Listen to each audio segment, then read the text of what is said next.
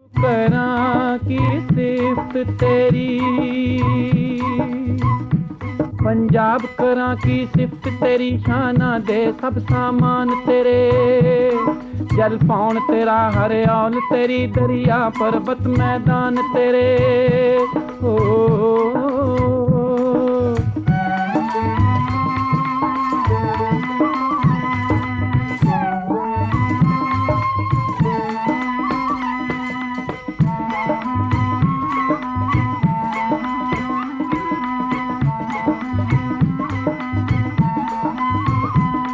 बाबा नानक बाबा फरीद अपनी छाती ते पाले तू, दुनिया नू चानण देण लई कई रोशन दीवे बाले तू। तू आजादी दा आगू है ओ,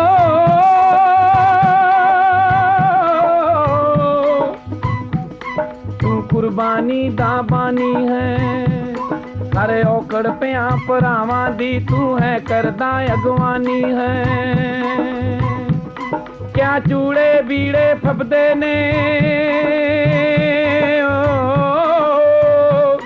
जो बनमतियां मुटियारां दे, जद पान मदानी चाटी विच तद शोर उठन कुमकारां दे।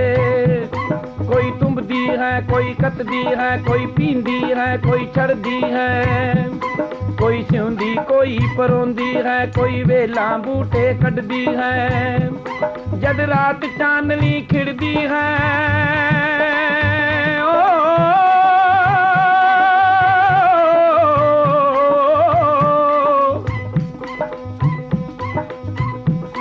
जद रात चांदनी खिड़दी है, कोई राग इलाही छिड़दा है, गिद्धे नू लोड़ा आंदा है, जो बनते बिरहा फिरदा है। ऐ पंजाब करा की सिफ्त तेरी, ऐ पंजाब करा की सिफ्त तेरी ओ।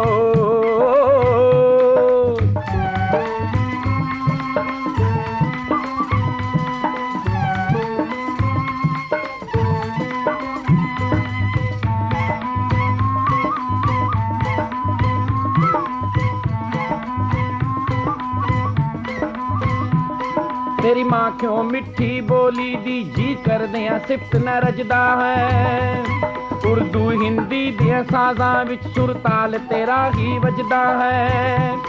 बसे रसे कर बार तेरा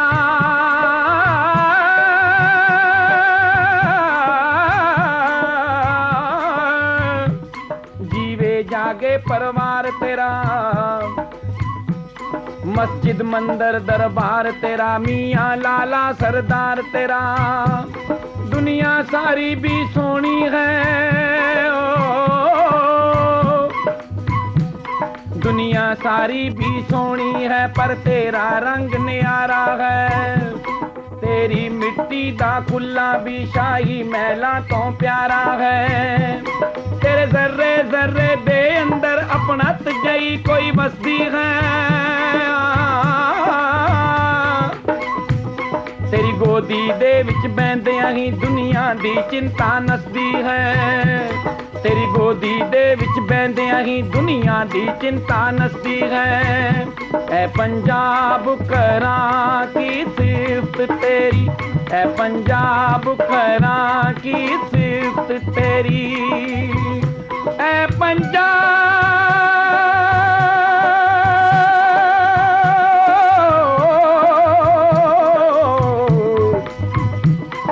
पंजाब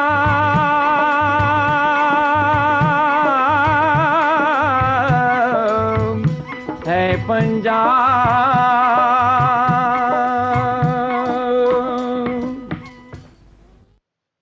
पंजाब दर्शन ते आप सब दा स्वागत है। मैं पंजाब दर्शन दे ਸਰੋਤਿਆਂ ਨੂੰ, ਦਰਸ਼ਕਾਂ ਨੂੰ ਇਹ ਦੱਸ ਦੇਵਾਂ ਕਿ ਅੱਜ ਸਾਡੇ ਕੋਲ ਜਿਹੜੇ ਮਹਿਮਾਨ ਸੱਜਣ ਆ ਰਹੇ ਹਨ, ਪ੍ਰੋਫੈਸਰ ਬਲਵਿੰਦਰ ਸਿੰਘ ਟਿਵਾਣਾ ਪੰਜਾਬੀ ਯੂਨੀਵਰਸਿਟੀ ਪਟਿਆਲਾ ਤੋਂ ਅਰਥ ਸ਼ਾਸਤਰ ਦੇ ਪ੍ਰਬੁੱਧ ਅਧਿਆਪਕ। ਉਹਨਾਂ ਦੀ ਸਿਫਤ ਜਿਹੜੀ ਉਹਨਾਂ ਦੇ ਵਿਦਿਆਰਥੀਆਂ ਤੋਂ ਪਤਾ ਲੱਗਦੀ ਹੈ, ਉਹ ਇਹ ਹੈ ਕਿ ਜਿਵੇਂ ਅੱਜ ਕੱਲ੍ਹ ਬੜੇ ਸ਼ਬਦ ਪ੍ਰਚਲਿਤ ਹੋਏ ਨੇ, ਕਸਟਮਰ ਫਰੈਂਡਲੀ, ਯੂਜ਼ਰ ਫਰੈਂਡਲੀ। ਮੈਂ ਇਸ ਤਰ੍ਹਾਂ ਤੇ ਸਮਝਦਾ ਕਿ ਉਹਨਾਂ ਨੂੰ, ਪ੍ਰੋਫੈਸਰ ਸਾਹਿਬ ਨੂੰ, ਉਹਨਾਂ ਦੇ ਵਿਦਿਆਰਥੀ ਸਟੂਡੈਂਟ ਫਰੈਂਡਲੀ ਸਮਝਦੇ ਆ, ਔਰ ਉਹ ਆਪਣੇ ਵਿਦਿਆਰਥੀਆਂ ਦੀ ਹਮਾਇਤ ਵਿੱਚ, ਹੈਲਪ ਵਿੱਚ, ਜਿਸ ਤਰ੍ਹਾਂ ਦੀ ਉਹ ਸਪੋਰਟ ਕਰਦੇ ਆ ਵਿਦਿਆਰਥੀਆਂ ਦੀ, ਇੱਕ ਇੰਟੈਲੈਕਚੁਅਲ ਅੰਡਰਸਟੈਂਡਿੰਗ, ਇਮੋਸ਼ਨਲ ਨਿਸ਼ ਤੇ ਪੋਲੀਟੀਕਲ ਗਾਈਡੈਂਸ ਐਂਡ ਸਪੋਰਟ, ਇਹਨਾਂ ਮਾਮਲਿਆਂ ਵਿੱਚ ਉਹ ਹਮੇਸ਼ਾ ਵਿਦਿਆਰਥੀਆਂ ਦੀ ਹਰ ਤਰ੍ਹਾਂ ਦੀ ਮਦਦ ਲਈ ਤਿਆਰ ਰਹਿੰਦੇ ਆ। ਔਰ ਮੈਂ ਸਮਝਦਾ ਕਿ ਇੱਕ ਸੱਚੇ ਤੇ ਇੱਕ ਅੱਛੇ ਅਧਿਆਪਕ ਦੀ ਇਹੀ ਨਿਸ਼ਾਨੀ ਹੈ। ਉਹਨਾਂ ਨੂੰ ਇੱਕ ਰੀਅਲ ਟੀਚਰ ਵਜੋਂ ਯੂਨੀਵਰਸਿਟੀ ਵਿੱਚ, ਖਾਸ ਤੌਰ ਤੇ ਉਸ ਡਿਪਾਰਟਮੈਂਟ ਵਿੱਚ ਜਾਣਿਆ ਜਾਂਦਾ। ਅੱਜ ਜਿਹੜਾ ਉਹਨਾਂ ਨੂੰ ਅਸੀਂ ਵਿਸ਼ਾ ਦਿੱਤਾ ਸੀ, ਜਾਂ ਜਿਹੜਾ ਉਹਨਾਂ ਨੇ ਆਪ ਵਿਸ਼ਾ ਚੁਣਿਆ ਸੀ, ਜਿਹਦੇ ਬਾਰੇ ਅਸੀਂ ਚਾਹੁੰਦੇ ਸੀਗੇ ਕਿ ਇਹਦੇ ਬਾਰੇ ਗੱਲਬਾਤ ਹੋਵੇ, ਪੰਜਾਬ ਦੇ ਇਤਿਹਾਸ ਵਿੱਚ ਪੰਜਾਬ ਦੇ ਵਿਕਾਸ ਲਈ, ਪੰਜਾਬ ਦੇ ਕਲਿਆਣ ਲਈ, ਜਾਂ ਤੁਸੀਂ ਕਹ ਲਓ ਵਿਸ਼ਵ ਦੇ ਕਲਿਆਣ ਲਈ, ਪੰਜਾਬ ਤੋਂ ਜਿਹੜੀਆਂ ਲਹਿਰਾਂ ਉੱਠੀਆਂ, ਜਾਂ ਪੰਜਾਬ ਵਿੱਚ ਜਿਹੜੇ ਐਕਸਪੈਰੀਮੈਂਟ ਹੋਏ, ਉਹਨਾਂ ਦੇ ਵਿੱਚ ਇੱਕ ਅਸੀਂ ਸਾਰੇ ਜਾਣਦੇ ਹਾਂ ਕਿ ਜਿਹੜਾ ਗੁਰੂ ਗੋਬਿੰਦ ਸਿੰਘ ਜੀ ਨੇ 1699 ਵਿੱਚ ਖਾਲਸੇ ਦੀ ਸਾਜਨਾ ਕੀਤੀ ਸੀ, ਉਹ ਇੱਕ ਸਗਲੇ ਵਿਸ਼ਵ ਦੇ ਕਲਿਆਣ ਲਈ ਇੱਕ ਜ਼ਬਰਦਸਤ ਐਕਸਪੈਰੀਮੈਂਟ ਸੀਗਾ। ਲੇਕਿਨ ਸਮੇਂ ਦੀ ਮਾਰ, ਇਤਿਹਾਸ ਦੀ ਮਾਰ ਕਹਿ ਲਓ, ਹਰ ਲਹਿਰ ਜਿਵੇਂ ਸਮਾਂ ਪਾ ਕੇ ਕੁਝ ਧੁੰਦਲੀ ਪੈ ਜਾਂਦੀ ਹੈ, ਉਹਨੂੰ ਅਸੀਂ ਇਹ ਵੀ ਕਹਿ ਸਕਦੇ ਹਾਂ ਵੀ ਕੁਰਾਹੀ ਵੀ ਪੈ ਜਾਂਦੀ ਹੈ, ਆਪਣਾ ਰਾਹ ਵੀ ਭੁੱਲ ਜਾਂਦੀ ਹੈ। ਲੇਕਿਨ ਫਿਰ ਕੋਈ ਨਾ ਕੋਈ ਦੁਬਾਰਾ ਇਤਿਹਾਸ ਵਿੱਚ ਕੋਈ ਉਥਲ ਪੁਥਲ ਹੁੰਦੀ ਹੈ, ਇਤਿਹਾਸ ਵਿੱਚ ਕੋਈ ਨਵੀਂ ਚੀਜ਼ ਪਣਪਦੀ ਹੈ, ਕੋਈ ਇਤਿਹਾਸ ਕਰਵਟ ਲੈਂਦਾ, ਫਿਰ ਕੋਈ ਨਾ ਕੋਈ ਨਵੀਂ ਜਿਹੜੀ ਆ ਲਹਿਰ ਪੈਦਾ ਹੁੰਦੀ ਹੈ। ਮੈਂ ਜ਼ਿਕਰ ਕਰਨਾ ਚਾਹੂੰਗਾ ਨੈਸ਼ਨਲ ਪ੍ਰੋਫੈਸਰ ਆਫ ਸਿੱਖਿਜ਼ਮ ਸਰਦਾਰ ਕਪੂਰ ਸਿੰਘ ਜੀ ਦੀ ਇੱਕ ਕਿਤਾਬ ਹੈ, ਬਹੁਤ ਵਿਸਥਾਰ। ਉਹਦੇ ਵਿੱਚ ਇੱਕ ਛੋਟਾ ਜਿਹਾ ਲੇਖ ਹੈ ਉਹਨਾਂ ਦਾ, ਗੁਰੂ ਨਾਨਕ ਦੇਵ ਜੀ ਦਾ ਉਪਦੇਸ਼। ਉਹਦੇ ਵਿੱਚ ਉਹਨਾਂ ਨੇ ਕਿਹਾ ਕਿ ਵਿਸ਼ਵ ਦੇ ਵਿੱਚ ਗੁਰੂ ਨਾਨਕ ਪੰਥੀ ਉੱਠ ਰਹੇ ਆ, ਜਿਨ੍ਹਾਂ ਨੇ ਹਲੇ ਗੁਰੂ ਨਾਨਕ ਦਾ ਨਾਮ ਵੀ ਨਹੀਂ ਸੁਣਿਆ, ਔਰ ਉਹ ਸਾਂਝੀਵਾਲਤਾ ਦਾ ਉਪਦੇਸ਼ ਲੈ ਕੇ ਦੁਨੀਆ ਦੇ ਵਿੱਚ ਆ ਰਹੇ ਆ। ਤੇ ਉਹਨਾਂ ਨੇ ਕਿਹਾ ਸੀਗਾ ਕਿ ਗੁਰੂ ਨਾਨਕ ਦਾ ਉਪਦੇਸ਼ ਵੱਖ-ਵੱਖ ਇਲਾਕਿਆਂ ਵਿੱਚ, ਵੱਖ-ਵੱਖ ਥਾਵਾਂ ਦੇ ਉੱਤੇ ਗੂੰਜ ਰਿਹਾ। ਔਰ ਮੈਂ ਜਦੋਂ ਇਹ ਲੇਖ ਪੜ੍ਹਦਾ ਤੇ ਸਰਦਾਰ ਕਪੂਰ ਸਿੰਘ ਦੀਆਂ ਹੋਰ ਲਿਖਤਾਂ ਨੂੰ ਵੀ ਪੜ੍ਹਿਆ, ਤੇ ਉਹਨਾਂ ਵਿੱਚੋਂ ਇਸ ਤਰ੍ਹਾਂ ਲੱਗਦਾ ਕਿ ਉਹਨਾਂ ਦਾ ਇਸ਼ਾਰਾ ਜਿਹੜਾ ਉਹ ਮਾਰਕਸਿਜ਼ਮ ਵੱਲ ਹੈ। ਉਹ ਸਮਝਦੇ ਸੀਗੇ ਕਿ ਜਿਹੜਾ ਮਾਰਕਸਿਜ਼ਮ ਹੈ, ਇਹ ਵੀ ਇੱਕ ਤਰ੍ਹਾਂ ਦਾ ਗੁਰੂ ਨਾਨਕ ਦੇ ਉਪਦੇਸ਼ ਦੇ ਨਾਲ ਮਿਲਦਾ ਜੁਲਦਾ ਇੱਕ ਉਪਦੇਸ਼ ਹੈ। ਜਿਵੇਂ ਗੁਰੂ ਨਾਨਕ ਦੇ ਉਪਦੇਸ਼ ਨੂੰ ਜੇ ਨਿਚੋੜ ਲਿਆ ਜਾਵੇ, ਜਾਂ ਉਹਦਾ ਅਰਕ ਕੱਢ ਲਿਆ ਜਾਵੇ, ਜਾਂ ਉਹਦਾ ਇੱਕ ਸੈਂਟਰਲ ਉਹਦੇ ਥੀਮ ਜੇ ਬਣਾਇਆ ਜਾਵੇ, ਤਾਂ ਉਹ ਇਹ ਦੱਸਿਆ ਜਾਂਦਾ ਵੀ ਕਿਰਤ ਕਰੋ, ਨਾਮ ਜਪੋ ਤੇ ਵੰਡ ਛਕੋ। ਔਰ ਜਦੋਂ ਅਸੀਂ ਮਾਰਕਸਿਜ਼ਮ ਨੂੰ ਇੱਕ ਲੇਮੈਨ ਦੀ ਭਾਸ਼ਾ ਦੇ ਵਿੱਚ ਇੱਕ ਸਧਾਰਨ ਬੰਦੇ ਨੂੰ ਸਮਝਾਉਣਾ ਹੋਵੇ, ਤਾਂ ਉਹ ਕੀ ਹੈ, ਜੇ ਉਹਨਾਂ ਦੀਆਂ ਟੈਕਨੀਕਲ ਜਾਂ ਜਿਹੜੀਆਂ ਔਖੀਆਂ ਟਰਮੀਨੋਲੋਜੀ ਆ, ਉਹ ਤੋਂ ਮੁਕਤ ਰਹਿ ਕੇ ਜੇ ਉਹਨੂੰ ਦੱਸਣਾ ਹੋਵੇ, ਤਾਂ ਉਹ ਇਹ ਆ ਵੀ ਕਿਰਤ ਕਰੋ ਤੇ ਵੰਡ ਛਕੋ। ਇੱਕ ਕਪੂਰ ਸਿੰਘ ਦੀ ਹੋਰ ਕਿਤਾਬ ਹੈ ਮੀ ਜੁਡਿਸ, ਉਹਦੇ ਵਿੱਚ ਇੱਕ ਆਰਟੀਕਲ ਹੈ ਉਹਨਾਂ ਦਾ ਸਿੱਖਸ ਐਂਡ ਕਮਿਊਨਿਜ਼ਮ। ਉਹਦੇ ਵਿੱਚ ਉਹਨਾਂ ਨੇ ਦੱਸਿਆ ਕਿ ਉਹਨਾਂ ਨੇ ਆਪਣੇ ਕਿਸੇ ਦੋਸਤ ਨੂੰ ਇਹ ਗੱਲ ਕਹੀ ਕਿ ਜਿਹੜਾ ਆਲ ਰਸ਼ੀਆ ਕਮਿਊਨਿਸਟ ਪਾਰਟੀ ਲੈਨਿਨ ਦੀ ਸੀ, ਉਹਦਾ ਰੀਅਲ ਪ੍ਰੋਟੋਟਾਈਪ ਉਹਨਾਂ ਨੇ ਗੁਰੂ ਗੋਬਿੰਦ ਸਿੰਘ ਜੀ ਦੇ ਖਾਲਸੇ ਨੂੰ ਦੱਸਿਆ। ਤੇ ਇਸ ਤਰ੍ਹਾਂ ਅਸੀਂ ਮੰਨਦੇ ਹਾਂ ਕਿ ਪੰਜਾਬ ਦੇ ਵਿੱਚ ਜਿਹੜਾ ਲੈਨਿਨਵਾਦ, ਮਾਰਕਸਵਾਦ, ਉਹ ਜਿਹੜਾ ਪੰਜਾਬ ਦੇ ਵਿੱਚ ਆਇਆ, ਉਹਦੇ ਬਾਰੇ ਵੀ ਆਪਣਾ ਜਿਹੜਾ ਇੱਕ ਇਤਿਹਾਸ ਵਿੱਚ ਇਹ ਸਾਨੂੰ ਕਿਤਾਬਾਂ 'ਚ ਲਿਖਿਆ ਮਿਲਦਾ ਕਿ ਨਵੰਬਰ 1922 ਵਿੱਚ ਇੱਕ ਚੌਥੀ ਕਮਿਊਨਿਸਟ ਇੰਟਰਨੈਸ਼ਨਲ ਕਾਂਗਰਸ ਜਿਹੜੀ ਹੋਈ ਸੀ, ਉਹਦੇ ਵਿੱਚ ਕੈਲੀਫੋਰਨੀਆ ਤੋਂ 2 ਸਿੱਖ ਆਏ ਸੀਗੇ, ਉਹਦੇ ਵਿੱਚ ਸ਼ਾਮਲ ਹੋਏ ਸੀਗੇ। ਉਹ ਸੀਗੇ ਸੰਤੋਖ ਸਿੰਘ ਤੇ ਰਤਨ ਸਿੰਘ, ਤੇ ਜਿਨ੍ਹਾਂ ਨੇ ਉਹ ਕਾਨਫਰੰਸ ਜਿਹੜੀ ਅਟੈਂਡ ਕੀਤੀ ਔਰ ਉਸ ਨਵੇਂ ਉਪਦੇਸ਼ ਤੋਂ ਪ੍ਰਭਾਵਿਤ ਹੋ ਕੇ ਉਹ ਜਦੋਂ ਇੰਡੀਆ ਵਿੱਚ ਆਏ, ਪੰਜਾਬ ਵਿੱਚ ਆਏ, ਤਾਂ ਉਹਨਾਂ ਨੇ ਪੰਜਾਬ ਵਿੱਚ ਆ ਕੇ ਕਿਰਤੀ ਰਸਾਲਾ ਜਿਹੜਾ ਸ਼ੁਰੂ ਕੀਤਾ ਸੀਗਾ। ਉਹ ਜਦੋਂ ਉਹਨਾਂ ਦਾ ਰਸਾਲੇ ਦਾ ਨਾਂ ਕਿਰਤੀ, ਤੇ ਉਹਨਾਂ ਦਾ ਉਹ ਰਸ਼ੀਆ ਦੇ ਵਿੱਚ ਉਹ ਜਿਹੜੀ ਚੌਥੀ ਕਾਨਫਰੰਸ ਜਿਹੜੀ ਆ ਉਹ ਅਟੈਂਡ ਕਰਨਾ ਔਰ ਉਹਦੇ ਪ੍ਰਭਾਵ ਵਿੱਚ ਆਉਣਾ, ਇਹ ਦੱਸਦਾ ਕਿ ਉਹ ਕਿਰਤੀ ਤੇ ਗੁਰੂ ਨਾਨਕ ਦੇ ਕਿਰਤ ਕਰੋ ਦੇ ਮੈਸੇਜ ਨੂੰ ਇੱਕੋ ਹੀ ਸਮਝਦੇ ਸੀਗੇ। ਤੇ ਉਹਨਾਂ ਨੇ ਜਿਸ ਤਰ੍ਹਾਂ ਪੁਨਰ ਜੀਵਤ ਗੁਰੂ ਨਾਨਕ ਦੀ ਕਿਰਤ ਲਹਿਰ ਨੂੰ ਪੁਨਰ ਜੀਵਤ ਕੀਤਾ, ਪਰ ਉਹਨੂੰ ਦੁਬਾਰਾ ਚਲਾਇਆ ਉਹਨਾਂ ਨੇ, ਉਹ ਪੰਜਾਬ ਦੇ ਵਿੱਚ ਉਹ ਲਹਿਰ ਚੱਲੀ। ਤੇ ਜਿਹਦਾ ਅਸੀਂ ਇਤਿਹਾਸ ਜਿਹੜਾ ਅਸੀਂ ਜਾਣਨਾ ਚਾਹੁੰਦੇ ਹਾਂ ਪ੍ਰੈਸ ਸਾਹਿਬ ਤੋਂ, ਕਿ ਉਹ ਜਿਹੜਾ ਪੰਜਾਬ ਦੇ ਵਿੱਚ ਜਿਹੜਾ ਉਹ ਲਹਿਰ ਚੱਲੀ ਤੇ ਉਹਦਾ ਕੀ ਰੋਲ ਸੀ, ਉਹਦੀ ਕੀ ਰੈਲੀਵੈਂਸ ਸੀ, ਤੇ ਉਹਨਾਂ ਦਾ ਜਿਹੜਾ ਟੌਪਿਕ ਅੱਜ ਦਾ ਪ੍ਰੈਸ ਸਾਹਿਬ ਦਾ, role and relevance of progressive and left politics in Punjab. ਤੇ ਮੇਰਾ ਖਿਆਲ ਹੈ ਵੀ ਮੈਂ ਉਹਨਾਂ ਦੇ ਵਿਚਕਾਰ ਬਹੁਤਾ ਸਮਾਂ ਨਾ ਲਵਾਂ ਤੇ ਆਪਾਂ ਜਲਦੀ ਉਹਨਾਂ ਨੂੰ ਮਾਈਕ ਦਈਏ ਤੇ ਉਹ ਆਪਣਾ ਪ੍ਰੈਸ ਵਿਖਿਆਨ ਸ਼ੁਰੂ ਕਰਨ। ਮੈਂ ਇੱਕ ਗੱਲ ਖਾਸ ਤੌਰ ਤੇ ਕਹਿਣੀ ਚਾਹੁੰਦਾ, ਉਹ 2 ਸਿੱਖ ਭਾਈ ਸੰਤੋਖ ਸਿੰਘ ਤੇ ਭਾਈ ਰਤਨ ਸਿੰਘ, ਜਿਨ੍ਹਾਂ ਨੇ ਉਹ ਚੌਥੀ ਜਿਹੜੀ ਆ ਇੰਟਰਨੈਸ਼ਨਲ ਕਾਨਫਰੰਸ ਜਿਹੜੀ ਆ ਕਮਿਊਨਿਸਟ ਕਾਨਫਰੰਸ ਅਟੈਂਡ ਕੀਤੀ ਸੀ, ਅੱਜ ਦਾ ਇਹ ਲੈਕਚਰ ਅਸੀਂ ਉਹਨਾਂ ਦੋਨਾਂ ਮਹਾਨ ਸ਼ਖਸੀਅਤਾਂ ਨੂੰ ਡੈਡੀਕੇਟ ਕਰ ਰਹੇ ਹਾਂ, ਤੇ ਜਿਨ੍ਹਾਂ ਨੇ ਕਿਰਤੀ ਰਸਾਲਾ ਬਾਅਦ ਵਿੱਚ ਸ਼ੁਰੂ ਕੀਤਾ ਸੀਗਾ। ਤੇ ਇੰਨੀਆਂ ਗੱਲਾਂ ਨਾਲ ਹੀ ਮੈਂ ਮਾਈਕ ਜਿਹੜਾ ਪ੍ਰੈਸ ਸਾਹਿਬ ਦੇ ਸਾਹਮਣੇ ਰੱਖਦਾ, ਤੇ ਪ੍ਰੈਸ ਸਾਹਿਬ ਨੂੰ ਇੱਕ ਮੈਂ ਦੱਸ ਦੇਵਾਂ, ਬੇਨਤੀ ਆ ਉਹਨਾਂ ਨੂੰ ਕਿ ਅਸੀਂ ਇਹ ਜਿਹੜਾ ਪ੍ਰੋਗਰਾਮ ਕਰਦੇ ਹਾਂ, ਅਸੀਂ ਇੱਕ ਤਰ੍ਹਾਂ ਦੀ ਇੱਕ ਵਿਦਵਾਨਾਂ ਦੀ ਚੌਂਕੀ ਭਰਦੇ ਹਾਂ। ਜਿਸ ਤਰ੍ਹਾਂ ਪੁਰਾਣੇ ਸਮੇਂ ਵਿੱਚ ਲੋਕ ਸਾਧਾਂ ਸੰਤਾਂ ਦੀ ਚੌਂਕੀਆਂ ਭਰਦੇ ਸੀਗੇ, ਅਸੀਂ ਅੱਜ ਤੁਹਾਡੀ ਚੌਂਕੀ ਵਿੱਚ ਹਾਜ਼ਰ ਹੋਏ ਹਾਂ, ਚੌਂਕੀ ਭਰ ਰਹੇ ਹਾਂ ਤੁਹਾਡੀ, ਤੇ ਅਸੀਂ ਘੜੀ ਖੋਲ ਕੇ ਆਏ ਹਾਂ। ਤੇ ਉਮੀਦ ਹੈ ਵੀ ਤੁਸੀਂ ਵੀ ਆਪਣੀ ਘੜੀ ਖੋਲ ਕੇ, ਟਾਈਮ ਦੀ ਕੋਈ ਬੰਦਿਸ਼ ਨਹੀਂ ਹੈ, ਤੁਸੀਂ ਸਾਨੂੰ ਆਪਣੀ ਗੱਲਬਾਤ ਦੇ ਨਾਲ ਚਾਨਣ ਕਰਨਾ, ਰੋਸ਼ਨ ਕਰਨਾ ਤੇ ਸਾਨੂੰ ਨਿਹਾਲ ਕਰਨਾ। ਤੇ ਇਹਨੂੰ ਕਲਾਸ ਨਾ ਸਮਝਣਾ ਵੀ ਜਿਵੇਂ 40 ਮਿੰਟ 'ਚ ਵਿਦਿਆਰਥੀ ਆ ਜਾਂਦੇ ਆ, ਤੇ ਅਸੀਂ ਤਾਂ ਇਤਮੀਨਾਨ ਨਾਲ ਤੁਹਾਨੂੰ ਸੁਣਾਂਗੇ ਪ੍ਰੈਸ ਸਾਹਿਬ। ਤੇ ਤੁਹਾਡਾ ਬਹੁਤ ਬਹੁਤ ਸਵਾਗਤ, ਤੇ ਮਾਈਕ ਤੁਹਾਡੇ ਸਾਹਮਣੇ ਆ, ਤੇ ਆਪਣਾ ਵਿਖਿਆਨ ਪ੍ਰੈਸ ਸਾਹਿਬ ਸ਼ੁਰੂ ਕਰੋ।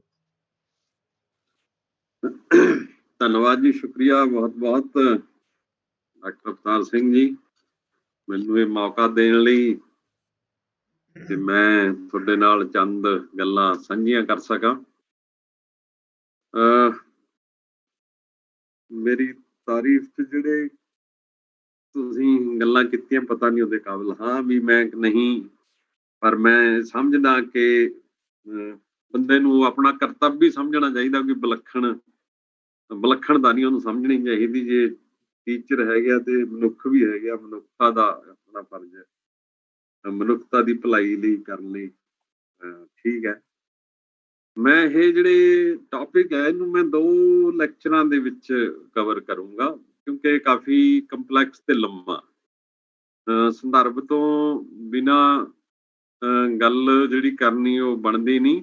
ਉਹਦੀ ਹਿਸਟੋਰੀਕਲ ਸੰਦਰਭ ਸਿਰਜਣਾ ਤੇ ਫਿਰ ਉਹਨੂੰ ਮੌਜੂਦਾ ਮੋੜ ਤੱਕ ਲਿਆਉਣਾ ਉਹੀ ਠੀਕ ਰਹਿੰਦਾ। ਸੋ ਮੈਂ ਜਿਹੜਾ ਸ਼ੁਰੂ ਹੀ ਉੱਥੋਂ ਕਰਦਾ ਜਿੱਥੋਂ ਤੁਸੀਂ ਛੱਡ ਰਹੇ ਹੋ, ਜਿਹੜੀ ਸਿੱਖੀਜ਼ਮ ਦੀਆਂ ਪ੍ਰਿੰਸੀਪਲਸ ਨੇ ਉਹਦੇ ਬਾਰੇ 'ਚ ਜਿਹੜੀ ਗੱਲ ਅਸੀਂ ਕਰਦੇ ਹਾਂ, ਬਰਾਬਰਤਾ ਦੀ ਤੇ ਮਨੁੱਖਤਾ ਦੀ। ਸੋ ਜਦੋਂ ਮੈਂ ਇਹ 2 ਟਰਮਸ ਜਿਹੜੀਆਂ ਨੇ ਨਾ, ਅਗਾਂਹ ਵਧੂ ਤੇ ਖੱਬੇ ਪੱਖੀ, ਇਹ ਟਰਮਸ ਜਿਹੜੀਆਂ ਸਮਝਣੀਆਂ ਵੀ ਜ਼ਰੂਰੀ ਹੈ ਕਿ ਅਗਾਂਹ ਵਧੂ ਕੀ ਹੁੰਦਾ ਤੇ ਖੱਬੇ ਪੱਖੀ ਕੀ ਹੁੰਦਾ। ਅਗਾਂਹ ਵਧੂ ਤਾਂ ਕੰਪੈਰੀਜ਼ਨ 'ਚ ਇੱਕ ਸਟੇਟਸ ਕੋ ਜਿਹੜਾ ਹੁੰਦਾ ਉਹਨੂੰ ਜੇ ਤੁਸੀਂ ਤੋੜਦੇ ਹੋ ਪੋਜ਼ਿਟਿਵਲੀ, ਮਨੁੱਖਤਾ ਦੇ ਹਿੱਤ ਦੇ ਵਿੱਚ ਜਾਂ ਕਿਸੇ ਵਰਗ ਦੇ ਹਿੱਤ ਦੇ ਵਿੱਚ, ਤੇ ਤੁਸੀਂ ਉਹਨੂੰ ਅਗਾਂਹ ਪੱਖੀ ਕਹਿ ਸਕਦੇ ਹੋ। ਉਹਦੀ ਮੈਂ ਇੱਕ ਉਦਾਹਰਨ ਦਿੰਦਾ ਕਿ ਰਾਜਾ ਰਾਮ ਮੋਹਨ ਰਾਏ ਨੇ ਜੇ ਸਤੀ ਪ੍ਰਥਾ ਦੀ ਖਿਲਾਫ ਕੀਤੀ ਕਿ ਸਤੀ ਪ੍ਰਥਾ ਨਹੀਂ ਹੋਣੀ ਚਾਹੀਦੀ, ਤਾਂ ਉਹ ਕਦਮ ਜੇ ਤੁਹਾਨੂੰ ਦਿਖਦਾ ਉਹ ਫਿਰ ਇੱਕ ਅਗਾਂਹ-ਵਧੂ ਹੈ ਸੀ, ਜਿਹਦੇ ਕਰਕੇ ਤੁਸੀਂ ਕਹਿ ਸਕਦੇ ਹੋ ਇੱਕ ਲੋਕਤੰਤਰੀਕਰਨ ਸ਼ੁਰੂ ਹੁੰਦਾ। ਇਹ ਤੁਸੀਂ ਇਵੇਂ ਵੀ ਸਮਝੋ ਕਿ ਜਿਹੜਾ ਲੋਕਤੰਤਰ ਦਾ ਵਧਣਾ, ਵਿਕਾਸ ਕਰਨਾ, ਉਹਦੇ ਵਿੱਚ ਲੋਕਾਂ ਦੀ ਭਾਗੀਦਾਰੀ ਜਿਹੜੀ ਆ ਉਹ ਹੋਣੀ, ਉਹਦੇ ਲਈ ਜਿਹੜਾ ਵੀ ਕਦਮ ਹੋਊਗਾ ਅਗਾਂਹ-ਵਧੂ ਹੋਊਗਾ। ਉਹਦੇ 'ਚ ਈਵਨ ਪੂੰਜੀਵਾਦੀ ਵੀ ਜਦੋਂ ਜਿਹੜੀ ਜਗੀਰਦਾਰੀ ਵਿਵਸਥਾ ਨੂੰ ਤੋੜਨ 'ਚ ਮਦਦ ਕਰਦੇ ਆ, ਉਹ ਅਗਾਂਹ-ਵਧੂ ਰੋਲ ਆਪਣਾ ਅਦਾ ਕਰਦੇ ਆ। ਸੋ ਇਸ ਲਈ ਇਹਦੇ ਵਿੱਚ ਹੁੰਦਾ ਕਿ ਸਿਵਲਾਈਜੇਸ਼ਨ ਦਾ ਫਰਦਰ ਵਧਣਾ, ਉਹਦੇ ਲਈ ਤੁਸੀਂ ਕੋਈ ਜਿਹੜੀਆਂ ਟ੍ਰੈਡੀਸ਼ਨਸ ਵੀ ਹੋਣ, ਸਟੇਟਸ ਕੋ ਵੀ ਹੋਵੇ, ਉਹਨੂੰ ਜੇ ਤੁਸੀਂ ਤੋੜਦੇ ਹੋ, ਉਹਦਾ ਵਿਰੋਧ ਕਰਦੇ ਹੋ, ਫਿਰ ਉਹਨੂੰ ਅੱਗੇ ਲੈ ਕੇ ਜਾਂਦੇ ਹੋ, ਅਗਾਂਹ-ਵਧੂ ਰੋਲ ਹੋ ਸਕਦਾ। ਸੋ ਲੈਫਟਿਸਟ ਜਿਹੜੇ ਆ ਉਹਨਾਂ ਦੇ ਲਈ ਇਹ ਹੈ ਕਿ ਖੱਬੇ ਪੱਖੀ ਜਿਹੜਾ ਉਹ ਇੱਕ ਆਈਡੀਓਲੋਜੀਕਲੀ ਜੋੜ ਹੈ ਕਿ ਜਦੋਂ ਤੁਸੀਂ ਉਹਨੂੰ ਬਹੁਤ ਜ਼ਿਆਦਾ ਰੈਡੀਕਲ ਚੇਂਜਸ ਦੀ ਗੱਲ ਕਰਦੇ ਹੋ, ਰੈਡੀਕਲ ਰਿਫਾਰਮਸ ਦੀ ਗੱਲ ਕਰਦੇ ਹੋ, ਫਿਰ ਤੁਸੀਂ ਉਹਦੇ 'ਚ ਮਾਰਕਸਵਾਦ ਦੇ ਆਧਾਰ ਤੇ ਆਪਣਾ ਵਿਸ਼ਲੇਸ਼ਣ ਕਰਦੇ ਹੋ। ਫਿਰ ਉਹਦੇ 'ਚ ਤੁਸੀਂ ਸੋਸ਼ਲਿਸਟ ਜਾਂ ਕਮਿਊਨਿਸਟ ਇੱਕ ਸਮਾਜ ਦੀ ਗੱਲ ਕਰਦੇ ਹੋ, ਜਿਹਦੇ ਵਿੱਚ ਲੁੱਟ ਬੰਦੇ ਹੱਥੋਂ ਨਾ ਹੋਵੇ, ਜਿਹਦੇ ਵਿੱਚ ਸਭ ਨੂੰ ਜਿਹੜਾ ਬਰਾਬਰ ਦਾ ਹੱਕ ਹੋਵੇ, ਤੇ ਇਹ ਜਿਹੜਾ ਅਸਲੀ ਮਾਅਨਿਆਂ ਦੇ ਵਿੱਚ ਲੋਕਤੰਤਰ, ਮਤਲਬ ਲੋਕ ਜਿਹੜੇ ਆ ਉਹ ਤੰਤਰ ਦਾ ਹਿੱਸਾ ਬਣਨ ਰੀਅਲ ਮਾਅਨਿਆਂ ਦੇ ਵਿੱਚ, ਫਿਰ ਉਹ ਸਾਰਾ ਕੁਝ ਜਿਹੜਾ ਇੱਕ ਖੱਬੇ ਪੱਖੀ ਜਿਹੜੀ ਸੋਚ ਹੈ, ਵਿਚਾਰਧਾਰਾ ਜਾਂ ਸਿਆਸਤ ਹੈ, ਉਹਨੂੰ ਤੁਸੀਂ ਕਹਿ ਸਕਦੇ ਹੋ। ਸੋ ਜਦੋਂ ਅਸੀਂ ਪੰਜਾਬ ਦੀ ਵੀ ਗੱਲ ਕਰਦੇ ਹਾਂ ਜਾਂ ਅਸੀਂ ਹਿੰਦੁਸਤਾਨ ਦੀ ਵੀ ਗੱਲ ਕਰਦੇ ਹਾਂ, ਤਾਂ ਸਾਨੂੰ ਸ਼ੁਰੂ ਹੁੰਦਾ ਕਿ 1857 ਦੇ ਗਦਰ ਤੋਂ ਬਾਅਦ ਜੇ ਅਸੀਂ ਪਿੱਛੇ ਜਾਈਏ ਤਾਂ ਦੋ ਜਿਹੜੇ ਖਾਲਸਾ ਫੌਜ ਦੇ ਦੋ ਸਿਪਾਹੀ ਫੌਜੀ ਰਹੇ ਹੈ, ਉਹਨਾਂ ਤੋਂ ਸ਼ੁਰੂ ਕਰ ਲੈਂਦੇ ਆਪਾਂ ਕਿ ਉਹਨਾਂ ਨੇ ਆਪਣਾ ਰੋਲ ਉਸ ਵੇਲੇ ਤੱਕ, ਜਦੋਂ 1857 ਦਾ ਗਦਰ ਹੁੰਦਾ, ਉਦੋਂ ਯੂਰਪ ਦੇ ਵਿੱਚ ਕਾਫੀ ਉਥਲ-ਪੁਥਲ ਹੋ ਰਹੀ ਹੁੰਦੀ ਹੈ। ਉਦੋਂ ਹੀ ਵਿਚਾਰਧਾਰਕ ਤੌਰ ਤੇ ਇੱਕ ਮਾਰਕਸਵਾਦ ਜਿਹੜਾ ਉਹ ਵਿਕਸਿਤ ਹੋ ਰਿਹਾ ਹੁੰਦਾ। 1848 ਚ ਬਰਸਲ ਦੇ ਵਿੱਚ ਕਮਿਊਨਿਸਟ ਲੀਗ ਦੇ ਬਿਹਾਫ ਤੇ ਕਾਰਲ ਮਾਰਕਸ ਤੇ ਐਂਗਲਸ ਵੱਲੋਂ ਕਮਿਊਨਿਸਟ ਮੈਨੀਫੈਸਟੋ ਲਿਖਿਆ ਜਾਂਦਾ। ਉੱਥੋਂ ਨੂੰ ਦੇਸ਼ ਨਿਕਾਲਾ ਦੇ ਦਿੱਤਾ, ਉੱਥੋਂ ਵੀ ਕੱਢ ਦਿੱਤਾ ਜਾਂਦਾ। ਸੋ ਇਸ ਤਰ੍ਹਾਂ ਇੱਕ ਕਾਫੀ ਡਿਬੇਟ ਜਿਹੜੀ ਹੈ ਉਹ ਯੂਰਪ ਦੇ ਵਿੱਚ ਹੋ ਰਹੀ ਹੈ ਤੇ ਪੂੰਜੀਵਾਦ ਜਿਹੜਾ ਉਹ ਵਿਕਸਿਤ ਹੋ ਰਿਹਾ ਤੇ ਪੂੰਜੀਵਾਦ ਦੀਆਂ ਲੋੜਾਂ ਨੇ ਤੇ ਲੋੜਾਂ ਚੋਂ ਹੀ ਬਸਤੀਵਾਦ ਨਿਕਲਦਾ, ਜਿਹੜੀਆਂ ਬਸਤੀਆਂ ਨੇ ਤੇ ਉਹਦੇ ਚੋਂ ਹੀ ਹਿੰਦੁਸਤਾਨ ਦੇ ਉੱਤੇ ਅੰਗਰੇਜ਼ਾਂ ਦਾ ਰਾਜ ਵੀ ਨਿਕਲਦਾ। ਉਹ ਚਾਹੇ ਈਸਟ ਇੰਡੀਆ ਕੰਪਨੀ ਪਹਿਲਾਂ ਹੋਵੇ, ਕੰਪਨੀ ਵੱਲੋਂ ਰਾਜ ਹੋਵੇ, ਫਿਰ ਚਾਹੇ ਅੰਗਰੇਜ਼ਾਂ ਦਾ ਸਿੱਧਾ ਰਾਜ ਵੀ ਹੋਵੇ। ਸੋ ਉਹ ਜਿਹੜੀ ਸਾਰੀ ਲੋੜ ਹੈ ਤੇ ਜਿਹੜੀ ਲੁੱਟ ਹੈ ਬਸਤੀਵਾਦੀ ਅੰਤਰ ਰਾਹੀਂ, ਉਹਦਾ ਇੱਕ ਪਹਿਲੂ ਆਉਂਦੇ ਆਪਾਂ 1857 ਦਾ, ਜਿਹਨੂੰ ਹੁਣ ਭਾਰਤ ਦੀ ਪਹਿਲੀ ਆਜ਼ਾਦੀ ਲੜਾਈ ਵੀ ਕਹਿ ਦਿੰਦੇ ਆ, 1857 ਦਾ ਗਦਰ ਵੀ ਕਹਿ ਦਿੰਦੇ ਆ, ਉਹ ਹੈ। ਉਤੋਂ ਪੰਜਾਬ ਦੇ ਵਿੱਚ ਇੱਕ ਮੋੜਾ ਤੁਸੀਂ ਕਹਿ ਸਕਦੇ ਹੋ, ਜਦੋਂ ਮਹਾਰਾਜਾ ਰਣਜੀਤ ਸਿੰਘ ਦਾ ਰਾਜ ਖਤਮ ਹੁੰਦਾ, ਅੰਗਰੇਜ਼ ਕਬਜ਼ਾ ਕਰ ਲੈਂਦੇ ਆ ਤੇ ਉਹਦੇ ਤੋਂ ਬਾਅਦ ਜਿਹੜੀਆਂ ਲੜਾਈਆਂ ਸ਼ੁਰੂ ਹੁੰਦੀਆਂ, ਉਹ ਫਿਰ ਚਾਹੇ ਪੰਜਾਬ ਨੂੰ ਆਜ਼ਾਦ ਕਰਾਉਣ ਦੀਆਂ ਹੋਣ, ਚਾਹੇ ਫਿਰ ਉਹ ਹਿੰਦੁਸਤਾਨ ਦੀ ਆਜ਼ਾਦੀ ਲਈ ਹੋਣ, ਭਾਰਤ ਦੀ ਆਜ਼ਾਦੀ ਲਈ ਹੋਣ, ਉੱਥੋਂ ਸ਼ੁਰੂ ਹੁੰਦਾ। ਸੋ ਪਹਿਲਾ ਜਿਹੜਾ ਸ਼ਹੀਦ ਪੰਜਾਬ ਦੇ ਵਿੱਚੋਂ 1857 ਤੋਂ ਬਾਅਦ ਹੋਇਆ, ਉਹ ਭਾਈ ਮਹਾਰਾਜ ਸਿੰਘ, ਉਹਦਾ ਨਾਂ ਆਉਂਦਾ, ਜਿਹੜਾ ਖਾਲਸਾ ਫੌਜ ਦੇ ਵਿੱਚ ਸੀ ਮਹਾਰਾਜਾ ਰਣਜੀਤ ਸਿੰਘ ਦੇ ਰਾਜ ਵੇਲੇ। ਉਹ ਜਦੋਂ ਸਰਦਾਰਾਂ ਨੂੰ ਤੇ ਫੌਜ ਨੂੰ ਬਗਾਵਤ ਲਈ ਸੰਗਠਿਤ ਕਰਦਾ 1848 ਦੇ ਵਿੱਚ ਹੀ ਉਹ ਆਪਣੀ ਐਕਟੀਵਿਟੀ ਕਰਦਾ ਪਹਿਲੀ, ਤੇ ਉਹ ਰਾਣੀ ਜਿੰਦਾ ਤੇ ਲਾਹੌਰ ਦੇ ਬਾਗੀਆਂ ਰਾਹੀਂ ਦਲੀਪ ਸਿੰਘ ਨੂੰ ਵੀ ਅੰਗਰੇਜ਼ਾਂ ਤੋਂ ਛਡਾਉਣ ਦੀ ਕੋਸ਼ਿਸ਼ ਕਰਦਾ। ਤੋ ਹਾਲੇ ਮਤਲਬ ਉਹਦੀ ਜਿਹੜੀ ਨਿਸ਼ਠਾ ਹੈ ਉਹ ਰਣਜੀਤ ਸਿੰਘ ਦੇ ਰਾਜ ਨਾਲ ਹੀ ਹੈ ਤੇ ਉਹ ਦੀਵਾਨ ਮੂਲਚੰਦ ਨੂੰ ਵੀ ਬਗਾਵਤ ਲਈ ਕਹਿੰਦਾ ਵੀ ਕੀਤੀ ਜਾਵੇ। ਸੋ ਉਹਨੇ ਜਦੋਂ ਬਾਅਦ ਚ ਫਿਰ ਜਾ ਕੇ ਉਹ ਗੁਜਰਾਤ ਦੇ ਵਿੱਚ ਵੀ ਲੜਾਈਆਂ 'ਚ ਹਿੱਸਾ ਲੈਂਦਾ।